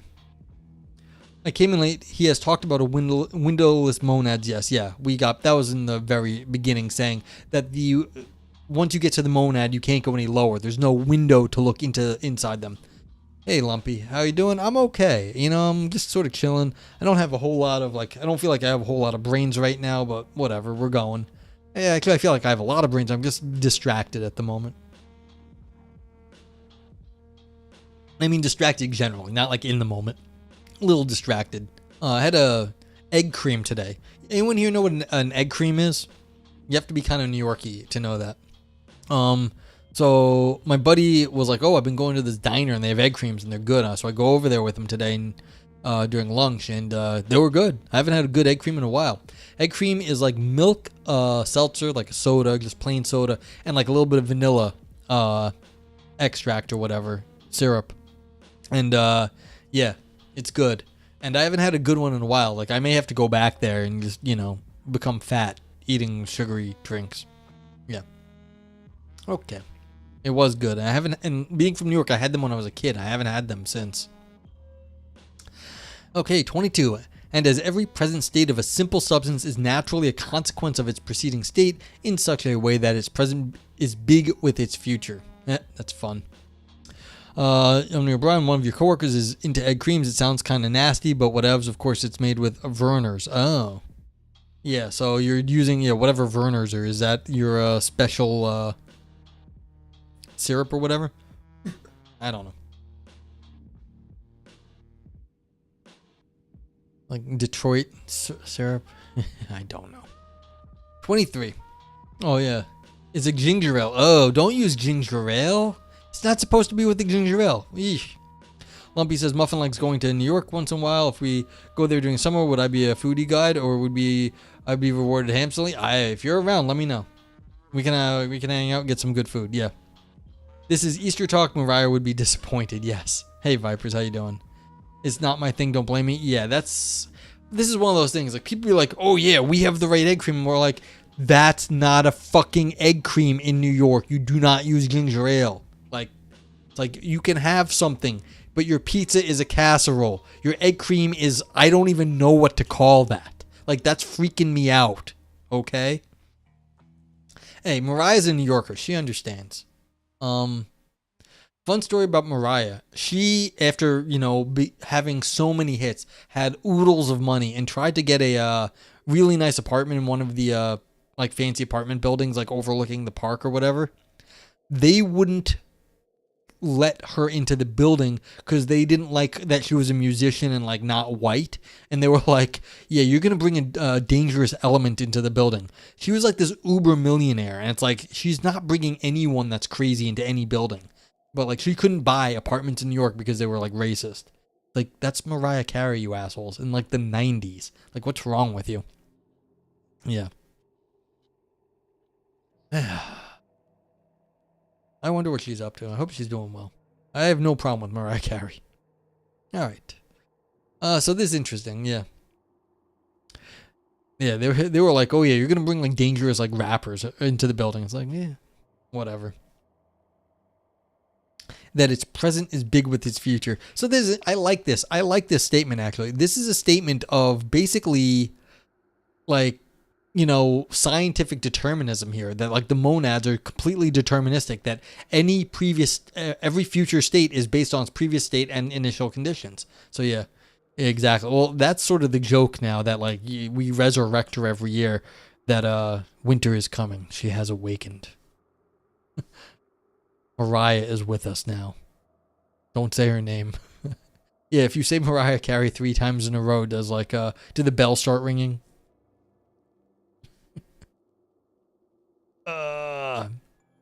And as, on walking from stupor, we are conscious of our perceptions. On waking from stupor, not walking. Waking from stupor, we are conscious of our perceptions. We must have had perceptions immediately before we awoke, although we were not at all conscious of them. For one perception can, in a natural way, come only from another perception, as emotion can, in a natural way, come only from an emotion. Yeah. It thus appears that if we had in our perceptions nothing marked, and so to speak, striking and high-flavored, we should always be in a state of stupor, and this is the state in which the bare monads are. 23 is dodgy. Yeah, although I'm not 100% sure it is. Weren't we just reading stuff that, like, the mind somehow does stuff that, before we know about it?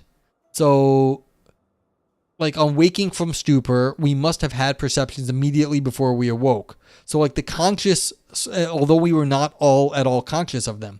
So isn't that kind of like saying, your brain's doing stuff before you realize it?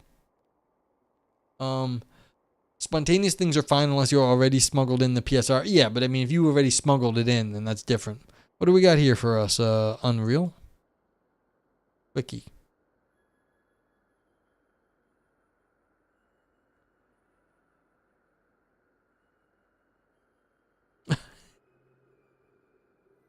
Mariah Carey gearing up for the holiday season. Yeah, this is the Ben Affleck meme. It's like, why? Yeah. You ate a large dinner, but I could devour an elephant? Well, says. I mean, I don't know what you mean by spontaneous here in 23. I don't see anything spontaneous there. So I'm confused as what your complaint with 23 is. Specifically, I mean, if we get to the principle of sufficient reason, yes, but he already assumed that basically over here, maybe in 22.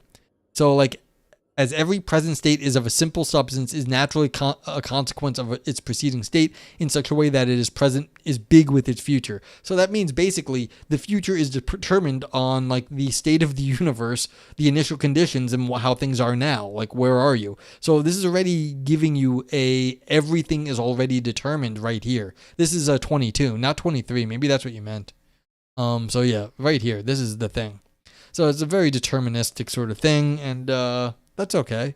I mean, a deterministic universe is what quite many people have anyway. I mean, if you added in probability to this, then you'd have a much more contemporary view. But if you knock out probability, then you're not too far off, I guess. All right, but we're on 24. It thus appears that if we had in our perceptions nothing marked... Oh, no, I said this, right? Yeah.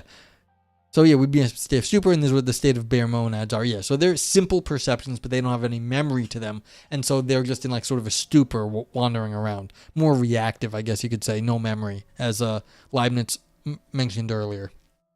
25.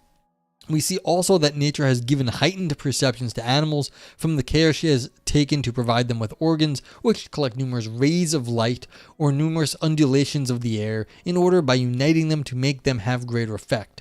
Something similar to this takes place in smell, in taste, and in touch, and perhaps in a number of other senses, which are unknown to us. And I will explain presently how that which takes place in the soul represents what happens in the bodily organs. Viper says, thank you for the follow, Blueberry. So today I completely brain farted on a term, and I still can't remember. It's like the inner world or the border of the senses. Does anyone know what I'm talking about? Because I certainly don't. Yeah. I don't know. I mean, don't ask me to remember words when I'm streaming. I'm already bad at word recognition or whatever the word is for pulling words up, and then on stream I'm even worse. But hopefully someone in chat can help. Yeah. Umwelt, perhaps. The Innenkeit. Yeah, the Umwelt. Umwelt's always good. Okay. Yeah, so it looks like what's happening here is that the body is sort of like a amplifier for the soul, and that's what it is. So we've got like this 25 is interesting here. It's basically saying your organs and your senses are like amplifiers or multipliers for the perception of the soul, and that's how we actually are perceiving the world in a more sophisticated way, which is, I kind of like that. That sounds like fun. Memory provides the soul with a kind of consecutiveness which resembles reason, but which is to be distinguished from it. Thus we see that when animals have a perception of something which strikes them, and of which they have formerly had a similar perception, they are led by means of representation in their memory to expect what was combined with the thing in this previous perception, and they come to have feelings similar to those they had on the former occasion. For instance, when a stick is shown to dogs, they remember the pain it has caused them, and they howl and run away. Yeah, so now we've got basically a little bit of conditioning theory here. So there you go. 27. And the strength of the mental image which impresses and moves them comes either from the magnitude or the number of preceding perceptions. For often a strong impression produces all at once the same effect as a long-formed habit or as many and oft-repeated ordinary perceptions. Again, classical conditioning training here. I guess they didn't play fetch back in those days. Well, I think he's saying when you beat the dog, you get a much stronger reaction out of it. Not surprising. What if you had a kinky dog? I mean, it does. I mean, some cats really like being like pet very roughly, and it's like, yeah, I've been like basically hitting cats, like, and they seem to some of them seem to love it. Some of them are like, what the fuck are you doing? Other ones you're like, no, hit me harder, and it's like, all right, and I'll whack on like their back or whatever. Who knows? Insofar as the concatenation of their perceptions is due to the principle of memory alone, men act like the lower animals, resembling the empirical physicians whose methods are those of mere practice without theory. I mean, yeah, like, you can describe a whole lot of things with just classical conditioning. Like, okay, you have some sort of thing, a sense that, you know, conditions you in a certain way. Like, yeah, if you take this as a theory of classical conditioning, which of course he didn't have back in the 1700s, but like something along those lines, yeah. Indeed, 3/4 of our actions are nothing but empirics. For instance, when we expect that there will be daylight tomorrow, we do so empirically because it has always happened until now. It is only the astronomer who thinks it on rational grounds. Yeah, so like we're just used to this, and so we keep doing it out of habit. Only the astronomer understands that the theories that, you know, make the Earth go around the sun, things like that. But it is the knowledge of necessary and eternal truths that distinguishes us from the mere animals and gives us reason and the sciences, raising us to the knowledge of ourselves and of God. And it is this in us that is called the rational soul or mind. Okay, but where'd this come from? Just saying that we have it's fine, but like where'd this come from? I mean, maybe Leibniz is okay with just defining us having, like, you know, reason and other things, but I don't know. Hey, Adam and Rapture, what's up? Yeah, this is the link, like, to just tell you what it is, but you can just Google it and, let's see, where was this?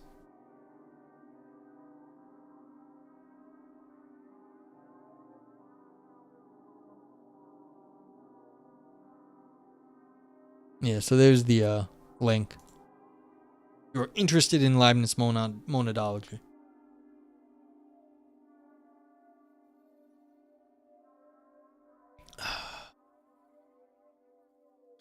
Just channel hopping philosophy streams. How's it going? If you are channel hopping philosophy streams, let me tell you, you have hit on one of the few philosophy streamers. There's only so many of us.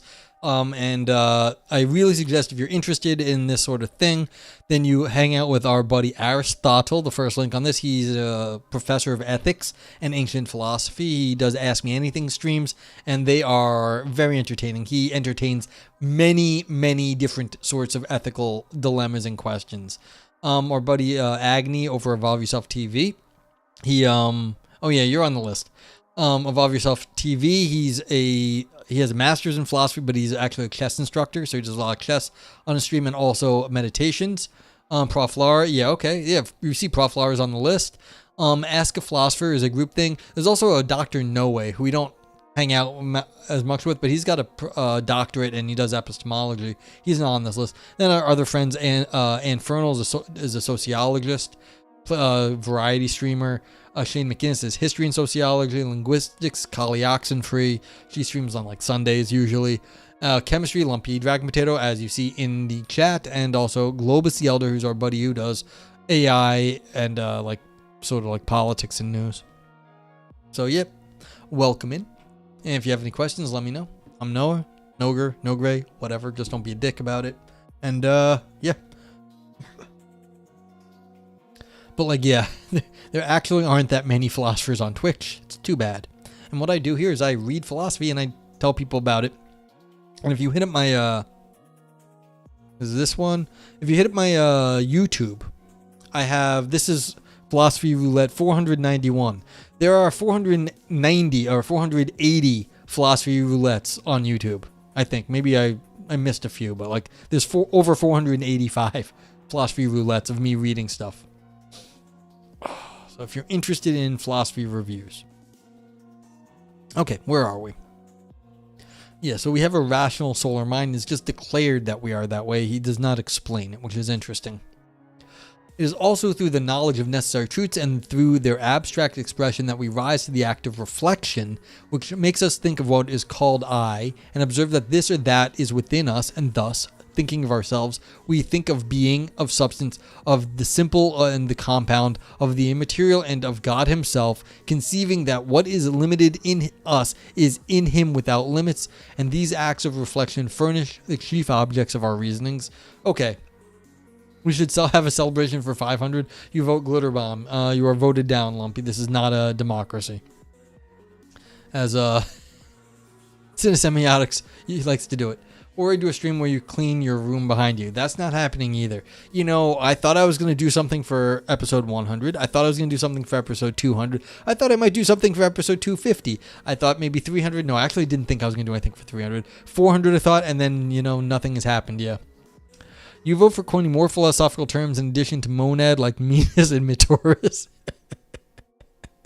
Yeah. It's always been a funny thing. Monad. And Minas and Mitoris are always good. Episode 666, you know, it could do some, that's still a little while off, but yeah. You got a real ID? All right, let me know. Yeah.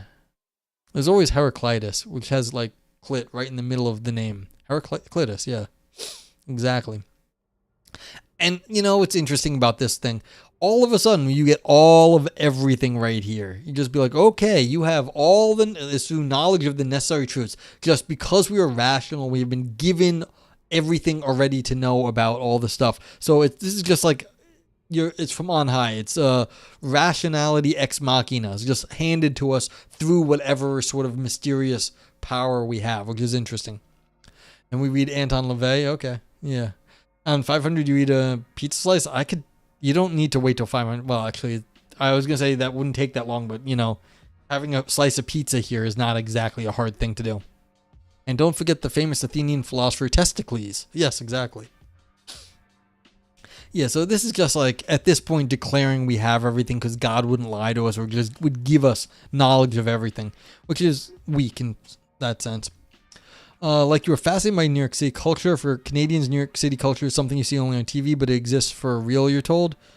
Yeah, it's always hard because the reality is like it's not what media represents it as. It's like anything else. Like you see certain things on TV, but like that's made for TV. Like a lot of people just living and working and stuff. So it's like, yeah, and there's really crappy things and other good stuff, but yeah.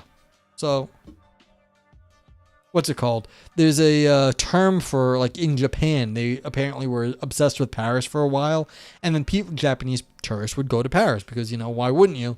And like they get like freaked out when they go there because Paris is not what their like idealized version of Paris that they had learned through the media was. It's like, no shit, it's a city with people in it. It's like, yeah. But yeah, come here. And I will say that if you come to the Bronx, you can get a bit of a Bronx culture shock. Yeah, Paris syndrome, exactly. Thank you, Vipers. Yeah. You're only interested in quirky New York City food places? Well, there's plenty of those. People do obsess over that stuff too. Like me, I go to the same place for dumpling noodle soup every week. And I found this place because I wander around and look at places. I don't read reviews like normal humans, or I do, but like rarely. I was just going around looking at places and like trying to find what looked like would have the best dumpling noodle soup. And I've been going there, and it turns out that place was really good. It was really highly rated. It got in some tourist things, and now like all sorts of people go there. But it's like, yeah. Wu's Wonton King. Wu's Wonton King.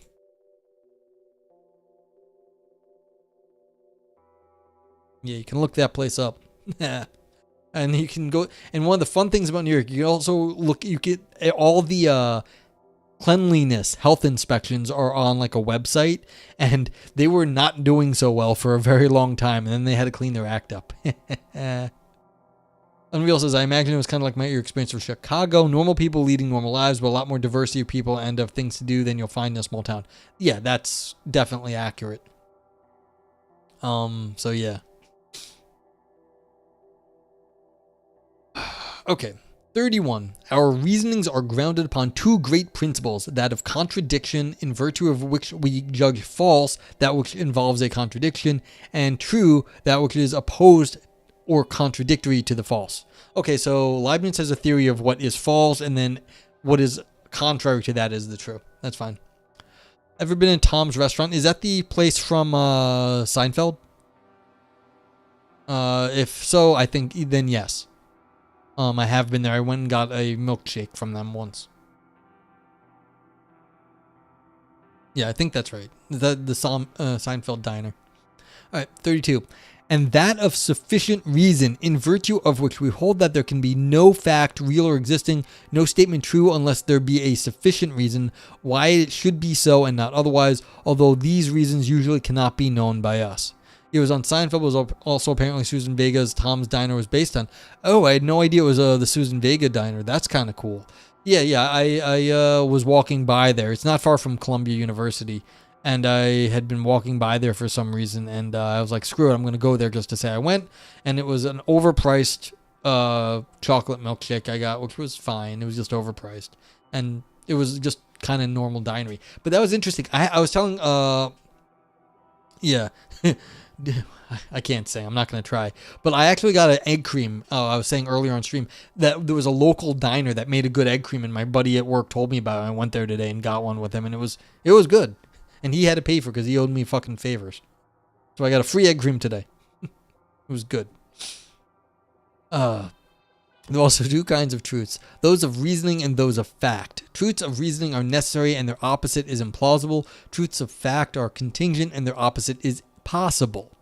When a truth is necessary, its reason can be found by analysis, resolving it into more simple ideas and truths until we come to those which are primary. Yeah, so I guess this is talk about like deductive logic versus the way the world is. The world may have been otherwise. Like it may have rained today, might not have rained today. That would have been possible. But like, yeah, truth of fact are contingent that it did rain today or didn't. Like it could have been otherwise. But like a thing that's true, like, how you feel right now, if you feel happy, then like it's kind of like you can't deny that's how you feel. And so that's something of like you could feel otherwise, but that you believe something or whatever, that is necessary that you understand that. Like you see it, like you see a color. Is it necessary that you could have seen some other color, but that you believe that you see that color is not. That's a necessary truth. That is what you believe because you know that thing. And that'd be a derivation that like, oh, I believe this, therefore this is what I believe. That'd be just contradictory to deny it. Okay, it is thus that in mathematics, speculative theorems and practical canons are reduced by analysis to definitions, axioms, and postulates. What's the thesis behind this list? This is Leibniz's metaphysics. This is called the monadology. He derives the entire universe in, a few pages is what he does. So it's a whole system. And so he defines atoms, whatever the fundamental things are in the universe, in the old sense of atoms, like whatever the fundamental symbols are, they're called monads. Basically, they sort of evolve over time and move just by their own sort of not internal. That's what they do. They just sort of evolve over time, recombine with the world. And that's what we're seeing, is how the world the monads are just sort of evolving through time. And so you've got I guess you could say block universe, a growing block, and it just sort of evolves through time, and we're there, and our body sort of amplifies the natural ability of monads to just perceive the world, and then we also are given, through whatever our faculties are, more ability to reason and think. So that's all.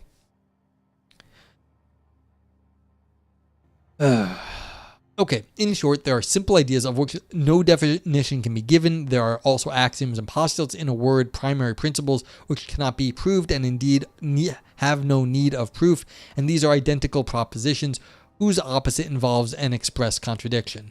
Okay, so basically, you can reduce everything in math down to some axioms, and those should just be given by the state of the universe somehow.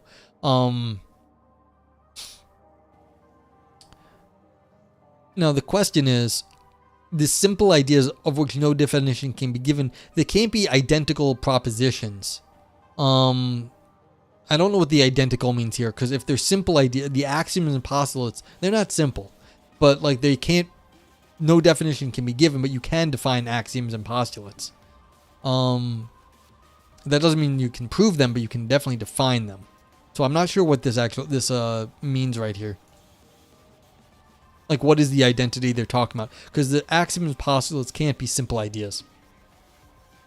But they can have an opposite to express a contradiction.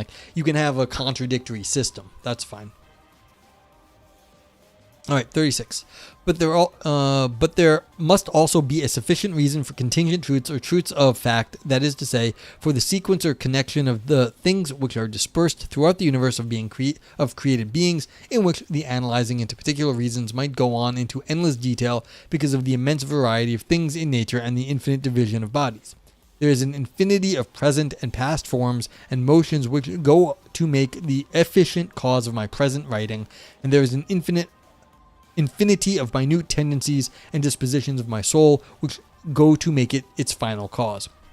Yeah, so you've got all the things in the universe that have sort of congealed or come together in you and make you the way you are, and that's how they come together, all the little monads that make you up and your particular soul, and that your body then kind of does this. The minute tendencies and dispositions of your soul are the very specific combination of monads, the atoms of the universe. And as all this detail again involves other prior or more detailed contingent things, each of which still needs a similar analysis to yield its reason, we are no further forward, and the sufficient or final reason must be outside of the sequence of series of particular contingent things, however infinite the series may be. Yeah, so we've got a block universe, a growing block universe. So you've got one time slice, all the monads move forward to the next time slice, they evolve slightly. That's you, or a universe there. But the whole thing is that whole thing had to be set up by God. There's something outside that. Because all of this evolution doesn't really matter. It doesn't matter the sequence, but the whole thing had to be set up from something outside. Lumpy says, I was going to ask if monadology happened to justify the author's dubious choices like so many philosophical systems, but Wikipedia has a paragraph on how he was a nice person. Well, Leibniz was a nice person? I didn't know that, That's kind of cool, though. I didn't think he was mean, but I didn't know he was nice. This was his big Leibniz energy. The big nits energy. Let's see. What do we got?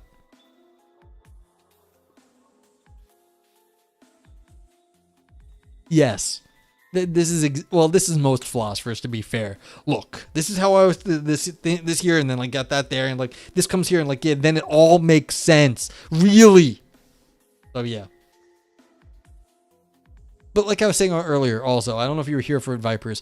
No one really understands how Leibniz wrote the amount he did. They don't think he slept. They think he had like insomnia or something like bad.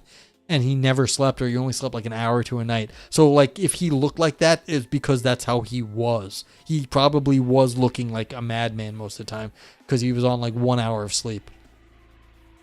Ivan says he wants to reconstruct Aquinas Catholicism using the technique of Cartesian rationalism. Yeah, that happens a lot in philosophy, that these people want to use the technique of their day to justify their preconceived positions. So, yeah. But I mean, you can see like when he wanted to like invoke God, he just said, and God gave us all the rational stuff and blah, blah, blah, just to make it whatever he wanted it to be. Okay, 38. Thus, the final reason of things must be in a necessary substance in which the variety of particular changes exists only eminently as in its source, and this substance we call God. Yeah, well, that's the thing. You have growing block universe, whatever did that, but you have to have something outside of it to like set it off. Which is the point I was going for, basically. Yeah. Yep. Now, as this substance is a sufficient reason for all the variety of particulars which are also connected together throughout, there is only one God, and this God is sufficient. Yeah, so whatever set up this universe, there only needs to be set off once in this universe, and that would be the very boring Christian Aquinas God. Table flip, yeah. I mean, here's the thing, Ivan.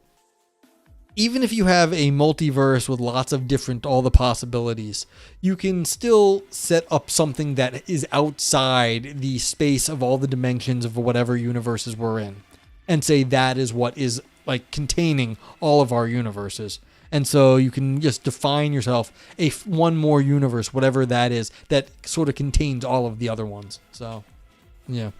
Lumpy says, I find that too many philosophy works end with, and see, I was right to be mean to my girlfriend all along. Yeah, I mean, this is a lot of apologetics go on. People are a lot of times making up rules because they want to justify their behavior. And philosophers are no different from anyone else trying to like justify themselves. There's a few philosophers out there that got caught badly. Someone was trying to justify like pedophilia, and then they found pedophilia on his computer, like pictures of, pedophile pictures on his computer. That wasn't that long ago. There's a few of them. Then there's other ones that were like, justifying treating people bad, and then you find out they were treating people bad. And it's like, yes, you are very, very smart, and you can come up with very clever reasons for why you did the things. You're still wrong. Like, I don't care how clever your reasons are. You were treating people like shit. Yeah. There's some people, there was a guy who was like arguing that you should be able to do like heroin. And then he came out and was like, well, I do heroin. And, that guy actually, I forget if he was a philosopher, but he might have been like a political scientist or something. But apparently he just likes heroin, and he gets by just fine doing it. So it's like, well, that might work for you, but I don't think we're just going to legalize heroin like universally in our society. We might do, I'm generally pro legalization of these things, but like, got to be a little bit careful. There's a lot of people not doing so well on drugs in the city. So like, yeah. Okay. We may also hold that this supreme substance, which is unique, universal, and necessary, nothing outside of it being independent of it, this substance, which is a pure sequence of possible being, must be inelimitable and must contain as much reality as possible. Adam says, a meta-universe of all possible universes seems to just kick the can onto the ontology of the meta-universe. Yes, absolutely. But that one you would define as God, as the unmoved mover, as the place that kicks everything off. And it's not any worse than any other theory where this happens. And so it's like, well, you can still set up the meta universe in our current universe. I read a paper a while back now on that actually did this with like philosophical rigor, where they were talking about all like the possible worlds and whatnot, and then they found a way that they created a frame, or they sort of like encapsulated all of this. And so like if you look through the archives, I forget where, but like this has been done. Someone has actually done this and tried to make it like, just because you could, and the person was very reasonable. They were like, just because you could do this doesn't mean you should. I'm just saying they showed that there's a way to do it that doesn't sound completely stupid. So yeah. Unreal says, so I had a grad school friend colleague in education whose husband was getting his doctorate in philosophy. I'm very sorry for that person. This was early 2000s. They had just both come into the U.S. from an Eastern European country, being a little deliberately vague. Okay, they're Serbia. This last year, I Googled to see what she'd been up to and found that her husband, the philosopher, had been fired and arrested for having, oh God, garbage on his computer. That was kind of hard to wrap your mind around. Yeah. That's sad. That's really too bad. I mean, of course, like any other profession, you've got shitheads in your profession. I don't think philosophy's any worse than anyone else. I don't know if I doubt we're any better, but I don't think we're any worse. So it's like, yeah, that's crappy to find out. Yeah. Lumpy says, that said, hanging out with the gang here, I learned and got exposed to the genuine progress done in philosophy over the ages, like the journey about what it means to be human, and ethics did evolve and result in net positive in society. I had grown out of the classic, but philosophers never figured out the meaning of life. Yeah, exactly. You find out if you hang around long enough. You don't even have to agree with everybody. You don't have to agree with, like, you know, that we made like progress in this area or that area. But you're going to find out there's stuff you like better, and you're going to realize, yeah, that stuff is getting better. We have like, you have to have some like engagement with it, but like then you realize, yeah, what they were saying in the past was stupid, and then people realized why it was stupid. You learn something about people and like philosophy and stuff, and you realize there's progress there. Now, someone may still disagree with you, but like you at least understand what was happening, and like that's kind of the progress. It's not as like obvious as like scientific progress, where now we got fancy computers and we can go to like the moon and stuff, but like still, there's like things that you understand. Unreal says, there's a big old butt from Lumpy. I know the meaning of life, but if I told you, it wouldn't be funny. Yeah. But Viper says, why didn't this happen? But it did happen in the multiverse. Prove it. I can't. I moved to Canada like your girlfriend. Huh? Yeah, exactly. Like, yeah, I got a girlfriend. You don't know her. Don't worry about it. American philosophers are really treading water on morality. Yeah, well. Well, who isn't? Are we really going to say the English are like high quality people? Yeah. There's a lot of really shitty things that happen. So, Ivan says there's a general consensus that what Descartes and Leibniz et al. Did doesn't work, but not every assumption is inviolable. It just doesn't work at all. Yeah. So, but like I was saying earlier, Ivan, none of our philosophy works. None of it. Like, none of our big philosophy works. Everything has problems. So the question is, what can you pick and choose that they did better than someone else and that we might want to develop further? Yeah. So, yeah. Like, not every assumption is inviolable. Yeah. So, we'll see. The accent goes a long way. Progress is also knowing what doesn't work and how. Yeah, there's a negative version of progress, too. Like I said, I'm really very like anti-realist about most things. I just like the chance of us like actually being like, oh, this progress is gonna last forever. And I know there's a disagreement between me and you. I'm like severe anti-realist, and you think we've learned certain things in like the area of science. That's fine, but like whatever. But like I said, there's like trends you can look at and be like, I like certain stuff better than other stuff, and you can see why, and like you can understand it, and you feel like, yeah, there is progress, even if people disagree. You think Mark Johnson, among others, doing good work carrying forward Dewey's thought on ethics and taking about moral imagination might not be everyone's thing though. Moral facts are facts. So yeah, see, this is again.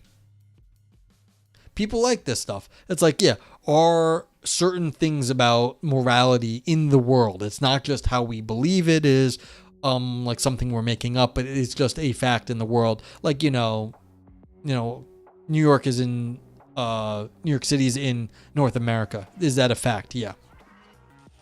Well, no, people are anti-realist about moral things. It's like, no, this is just how we get by, and we think the morals are there, but there aren't actually facts in the world. So, apps make stuff truer. Yeah, accurate. It's in semiotics. So, yeah. But like, yeah. So, again, how you want to define progress, but like, generally, there's going to be something you can like it.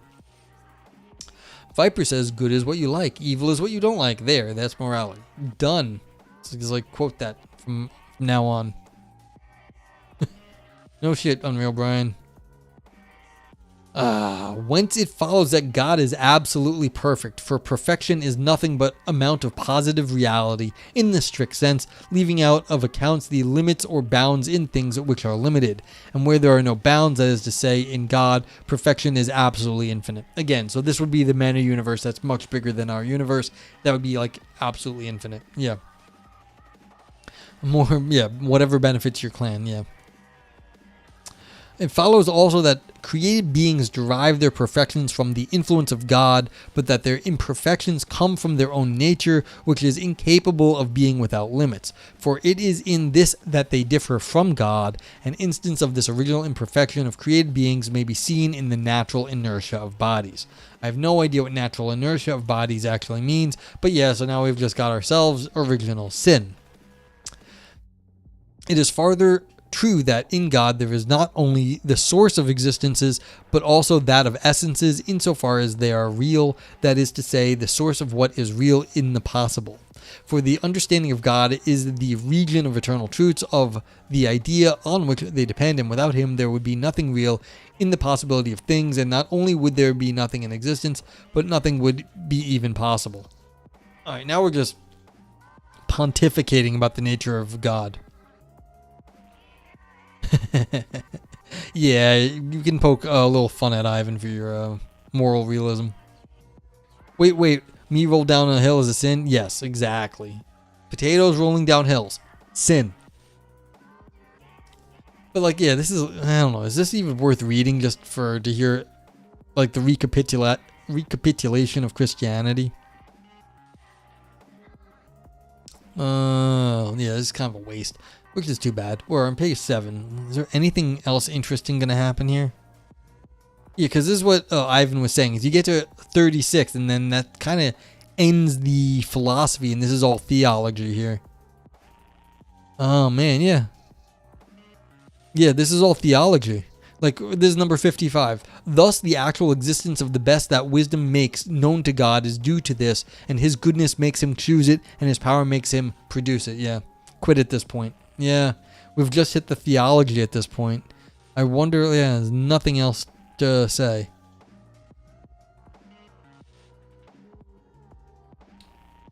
Whence it appears that in the smallest particle of matter there is a world of creatures, living beings, animals, entelechies, souls. See, this is interesting here too. Yeah. On that, you'll go to bed. Chemistry is a harsh mistress. Yeah. And you seem to like it. So what's that say about you, Lumpy? Have a good night. Thank you for being here. Anyone who does not know our buddy Lumpy Dragon Patel, drop him a follow. Let's give Lumpy a shout out. Lumpy is a chemistry, Godwald. Lumpy streams Minecraft and builds fantasy cities. And it's really cool.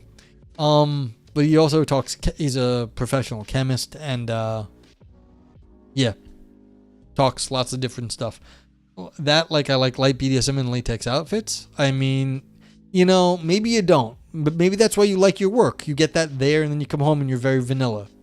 That's all, whatever you like. I'm just trying to see if like there's anything of interest in the rest of this. It's too bad I don't know it. You know, there's a variety of human experience. You want to... Variety is the spice of life. You need a little spice every so often.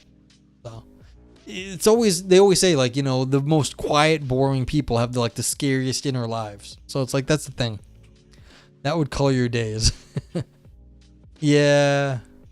They fired a guy at work, apparently like either this morning or yesterday, I don't know. And it's like he had apparently said some inappropriate shit to some women at work, I think. I don't exactly know. They don't tell you what happens. And it's like, well, guy liked a little bit too spicy. He was known for saying, like, being a little harsh with his language. It's like, caught up to him. He liked it that way. It's like, I wonder. But yeah.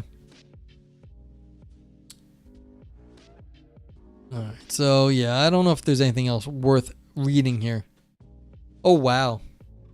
Viper says, oh, that's right. I had too much coffee one night and had an idea, bothered Aris with it, but he didn't know what to make of it because there's more psychology or anthropology than philosophy being that.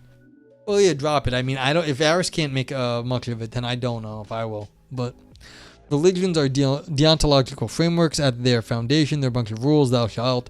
However, avatars such as Vishnu or Muhammad or Jesus alchemizes deontology into a virtue-based framework.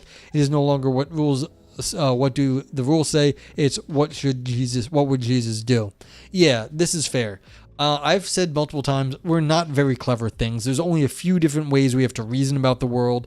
It's a lot of it is just the old alchemy. You mix up like the virtues, and then you have like a person's. Like you've got like different sort of virtues or humors, and the religions are trying to tell you what the right mix is. A little bit of this, a little bit of that, a little bit of Rita in your life, a little bit of Mambo number 5, and you get out whatever you get out. But like that's right. Like what do you want to do with that though? Kant was basically probably just trying to do what Leibniz is doing here, which is another rework of how do you make a rationalization of Christianity. Because like we don't call it that. A lot of philosophy is like that. And so there's different ways to do it. And again, it's like what kind of life do you want to be living? And then you get yourself into the virtue ethics area. What kind of people are we making? What do the rituals actually get us? Like how do you actually have to act? What rituals do you have to follow? What habits do you have to have? Like you have to pray 5 times a day. Do you have to, do this ritual? Do you have to get baptized? All these things. For you, it was just an explanation of their malleability. Yeah, that's fair. But again, people are people, and they like this shit. Why do people like this shit? There is something to it. Ivan's taking notes. Oh, that's fair. Ivan needs to work on this. He's for anyone who doesn't know, there is a cult that Ivan is starting, and we are all going to be, members of the cult. So that'll be cool. Yeah, and so here we go. Speaking of, 89. It may also be said that God as architect satisfies in all respects God as lawgiver, and thus that sins must bear their penalty with them through the order of nature and even in virtue of the mechanical structure of things, and similarly that noble actions will attain their rewards by ways which, on the bodily side, are mechanical, although this cannot and ought not always happen immediately. Yeah. Don't do what I do. That would be irresponsible. Don't do what I do. Do it better, please. Anyone who can, do it better. Yeah. I'd like to be paid more at this point. Okay. Yeah, so basically, this whole thing is just saying the way God makes all the things. Which is really sort of disappointing. But, again, what do you actually think you're going to get out of writing a metaphysics from zero and just saying you're going to build up this whole thing and then have everything? At some point, it gets to be God from the machine.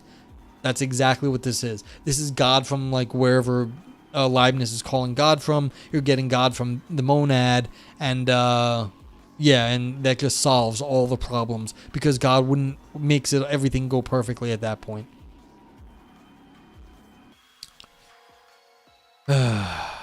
Yeah. Okay. It was all the rage. It was like their version of rap music. What? Making cults? Once it appears that in the smallest particle... Okay. Now, I feel kind of bad about like trying to do the rating on this. Like a classic work. This is not really... And I stopped halfway through. Oh, rationalism? Yeah. And yes, and my bot's down. But thank you for the 242 bits. Extra pay for all you say. I appreciate it. Goes into keeping me running for just a little bit longer. Let's see. Ah, shit. Wrong thing. Hello, world. There we go. There we go. Extra pay for all you say. Yeah, you got your TTS out of it. Okay.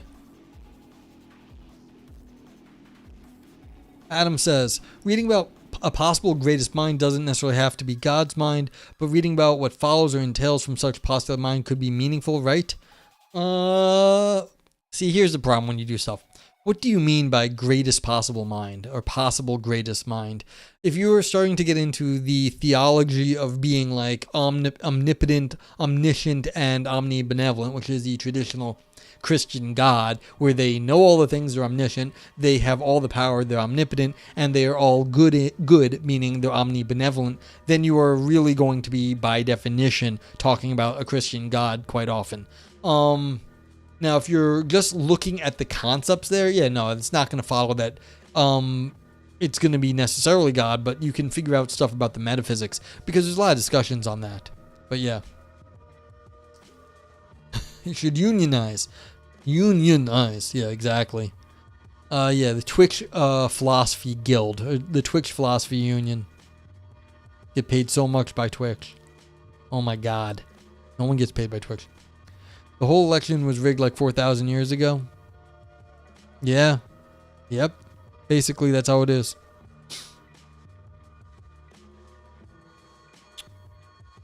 not unionized. Ah, well, maybe that's how Ivan pronounces it. He unionizes things.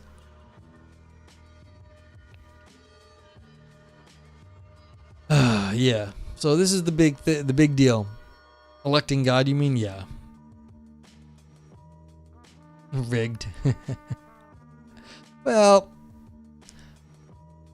the sort of monotheism, yeah, around then, that's when we're getting our big old monotheistic religions coming up. All sorts of stuff. And, like, why'd that catch on? I don't know. Like, it caught on in the West. Of course, you know, go to India. They got lots of gods. Then later God would return the favor by installing the correct king. Yes. But this is the thing. You're reading this paper here by Leibniz in the 1700s. They're being ruled by kings mostly. Not like it's early 1700s, so we don't really have like democracies anymore. This is 1714, I guess. And he was in the 1600s mostly. So like this is what he was doing. He was like, in some sense, you have to justify your Christian beliefs and also your political beliefs if you're trying to, you know, get paid by the government or whatever. If you are not trying to piss off those in power, then a lot of times you have to say, and of course God exists, and of course the government is good because the king is paying my salary. So yeah.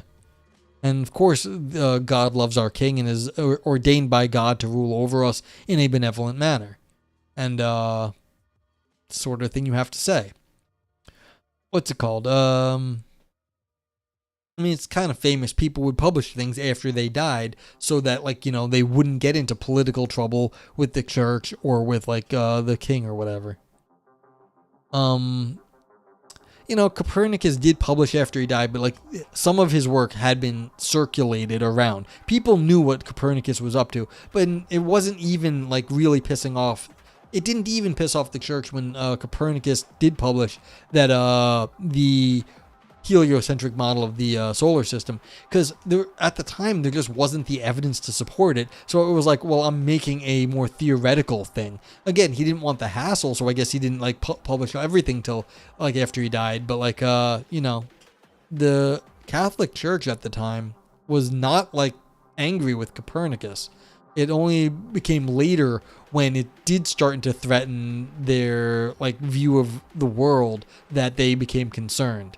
And but that they didn't have the evidence at first. Copernicus published some after he died, like Tupac, yeah. But I don't think Tupac was publishing because he was afraid that, like, you know, he was gonna get shot because of what he said on rapping. That is not why he held off on rapping. He didn't. The religion wars of the Reformation was still in everyone's mind. Interesting, yeah. So if that was a historical reason why Leibniz may have been a little bit more deferential to the ruling party, then yeah. I mean, nowadays in the United States of America, if you piss off like Trump supporters, you are in danger. And like Trump, like you get named by Trump as a witness that was like talking against you, you get your, like, you're gonna get death threats. People might attack you. This is not actually as far away from, like, you know, how times are. Like, you can still write things about people and have like things be in danger. Like, if you want to go piss off like one of these warlords in a different part of the world, they may come after you. Like I know Aris has told stories about someone he knew that pissed off the Mexican cartels, and they killed that person. It's like this. You can still have to write things. You have to be careful about them. 41 is probably one of the most tautological articles you've read. Oh, yeah, it's like right here.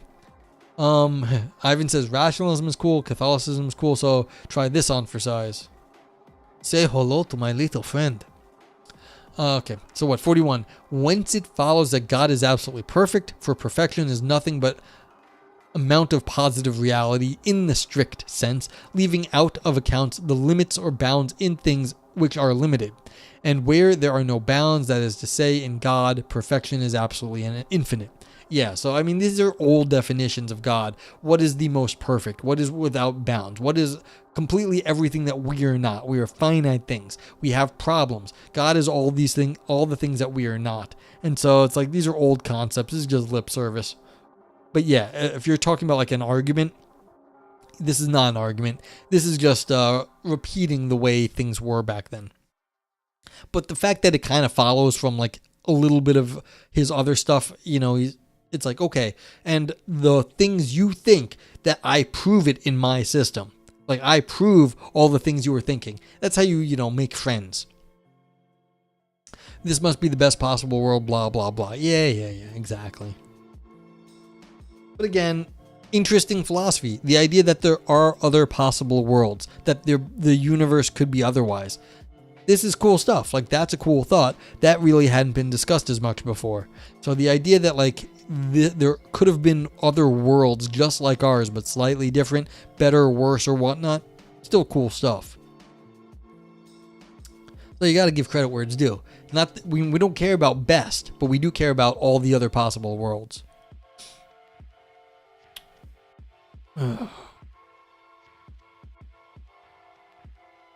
Yeah. See, again, this is like, now we're 58. And by this means there is obtained a great variety as possible, along with the greatest possible order. That is to say, it is the way to get as much perfection as possible. Yeah, so these like all these possible things in different worlds.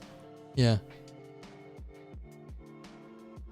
Like, yeah, is the best of all possible worlds here? I don't know. I didn't think it was, but I could be wrong. Yeah, I mean, what are you trying to prove? Like, if you were going to write a metaphysics, which is something I want to do every so often, what are you trying to get out of it? Like, why do you write metaphysics? What are you trying to prove? Like, this is the system that Leibniz wants to make. Why does Leibniz want to make this system? Is it just to prove his religious faith? Maybe. And you're trying to make it make sense. Like, how do you make sense of your religious faith, which comes from God knows when, literally? And you now have all this new information. Like, you have science, and you have like rational like arguments and all that stuff. So like, why do you do this? Well, you try to make sense of your world. Perhaps to have a better grasp on reality as one understands. Yeah, I mean, that's the issue. It's like you were trying to write something down that like you will make sense of how you see the world. And so that, like, that's right. So like when I'm writing metaphysics, I'm trying to talk about things that I think we don't really either talk about, we don't understand very well. It just doesn't make a whole lot of, it's like a missing spot. Like, I'm not making one of these grand systems, but it's like a missing little piece in our universe. In our, not our universe, but like in our kind of our lexicon. It's like a blind spot. Like, so there's a quarter, US quarter here. And like you flip a coin. Nothing special about that.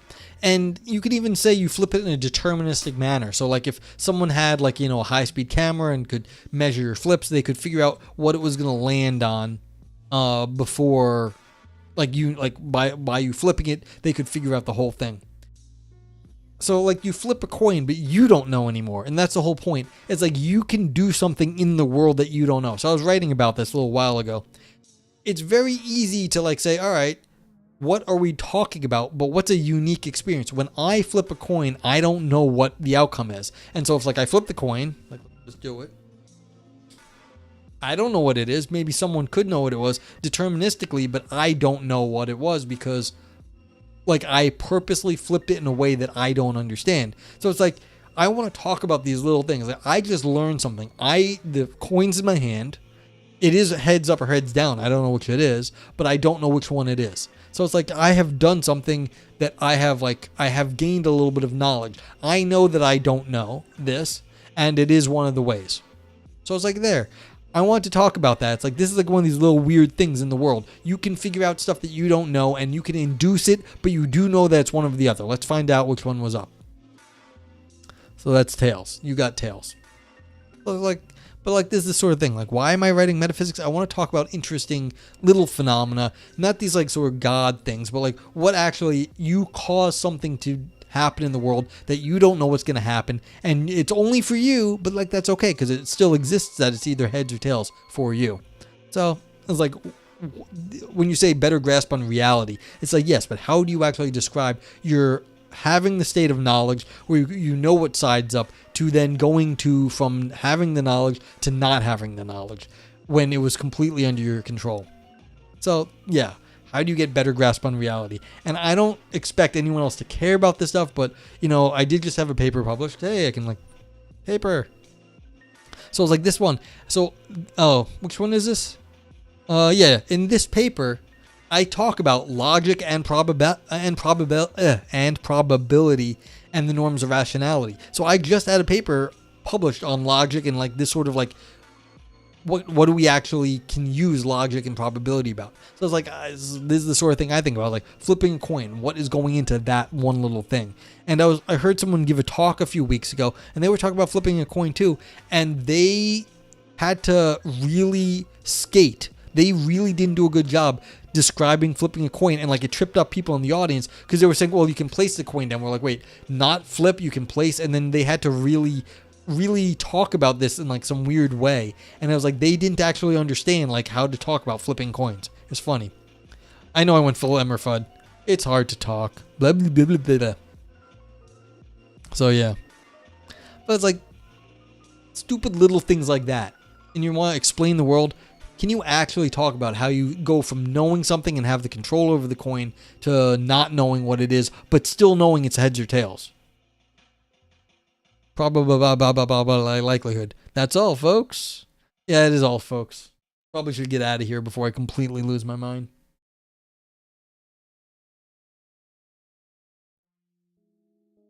Yeah, I've been going 2.5 hours. See, got one viewer on YouTube. Hello, YouTube. But yeah, let's go find someone to raid actually, because I don't know what else to do. Back to Twitch.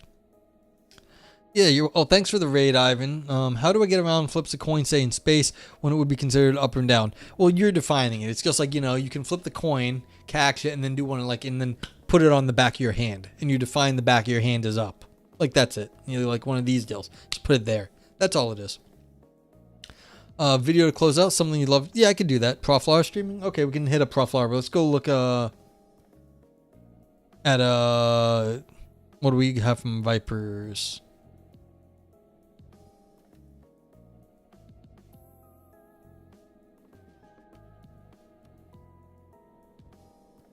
Oh, is this? Oh, this. I've seen this. You posted this a while ago. Yeah, we can definitely watch this. One sec. Music off. Here. No, you're gonna have to tell me if this. Oh no, I gotta put this down, I think. Actually, you're gonna have to tell me if it's too loud.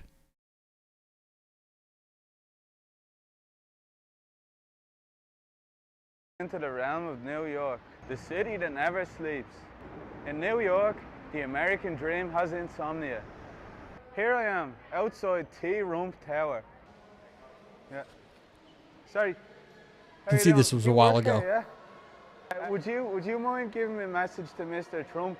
Tell him I don't like his political beliefs, but I like how he carries himself as a man. Yeah. Yeah? Okay. Here I am inside Central Park. By day, it's where fluffy dogs get walked. And by night, it's where fluffy hogs get dogged. New York isn't actually new, but there was already a York. And Old York sounds like the name of a skin disease from the 1800s.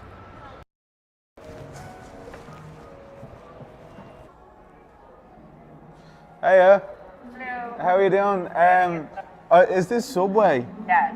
Do you have any meatball marinaras with a foot-long heart Italian bread?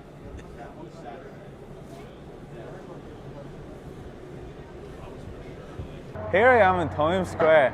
Times Square is the central hub of the New Yorkian lifestyle. It's the beating heart of the culture industry. It's Ugh, decadent, don't go there. grotesque, and full of flashing lights that make you think you're enjoying yourself. Times Square is the oil that lubricates the capitalist machine, and all of us, just passive slobs in its voice-like grip. New York is a hub of creatives. You have to be creative here when there's a mental health crisis and no free healthcare. New York is home to sewer rats, ice cream vans that sell weed, and the insatiable beeping horns of angry taxi men scouring the streets searching for prostitutes.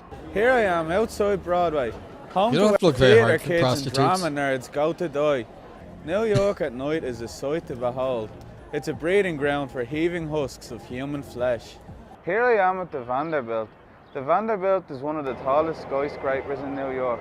It's basically the Empire State Building for hipsters and couples who are about to cheat on each other. Here we are at the top of the Stevens Green Car Park Shopping Centre. As you can see, Dublin's looking lovely this morning. Oh, there I am. Oh, there I am. Oh, I'm there. Oh, there I am. There I am.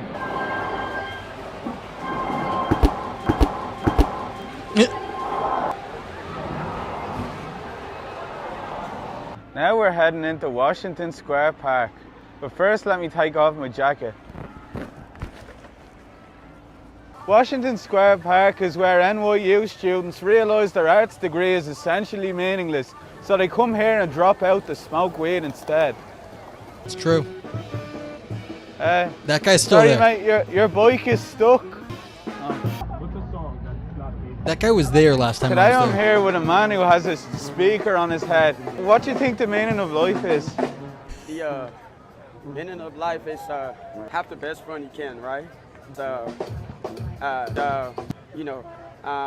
Just So, what do you know about Ireland? Ireland is an English-speaking country.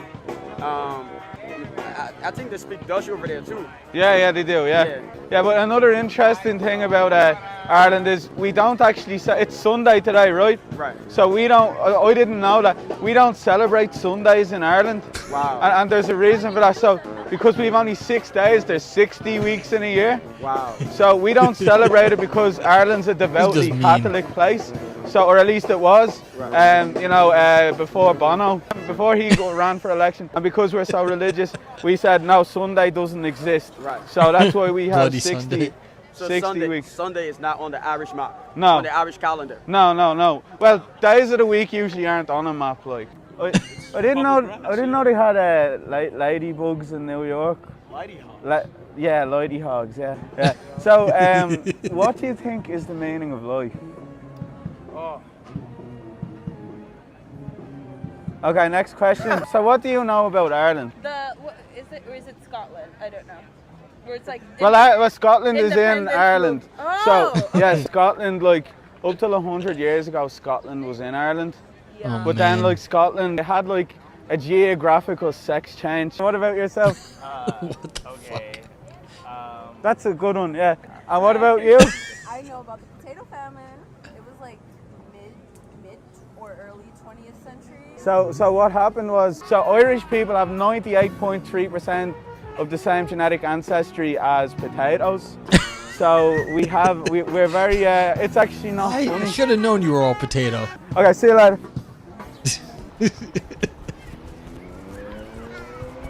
Forgot about Kimmage? that part. Oh no? Nobody knows what kimmage is. What's kimmage? Yeah, exactly. Well, that guy's funny. The only real guy to, yeah. So, this is only from a year ago? I thought this was older, but okay.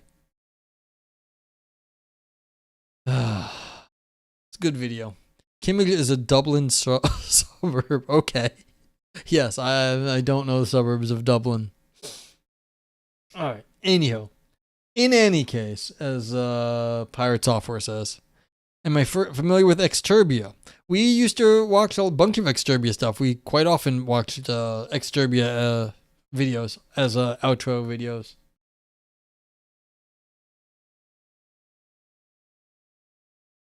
Let's see. Is Prof Law alive? He probably is. If he was before, he probably is now. Yes, there he is. Prof Law. See if anyone else is available, actually. Don't have to immediately go there, but I will take a look.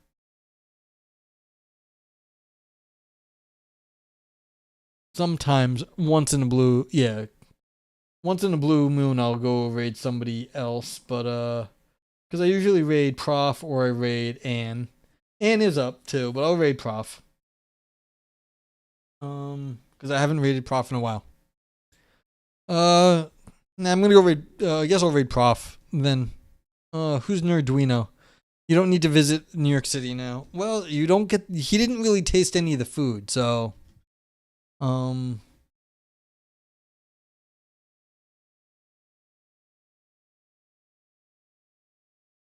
we'll go do it. Go read Prof Lar. Okay, there we go.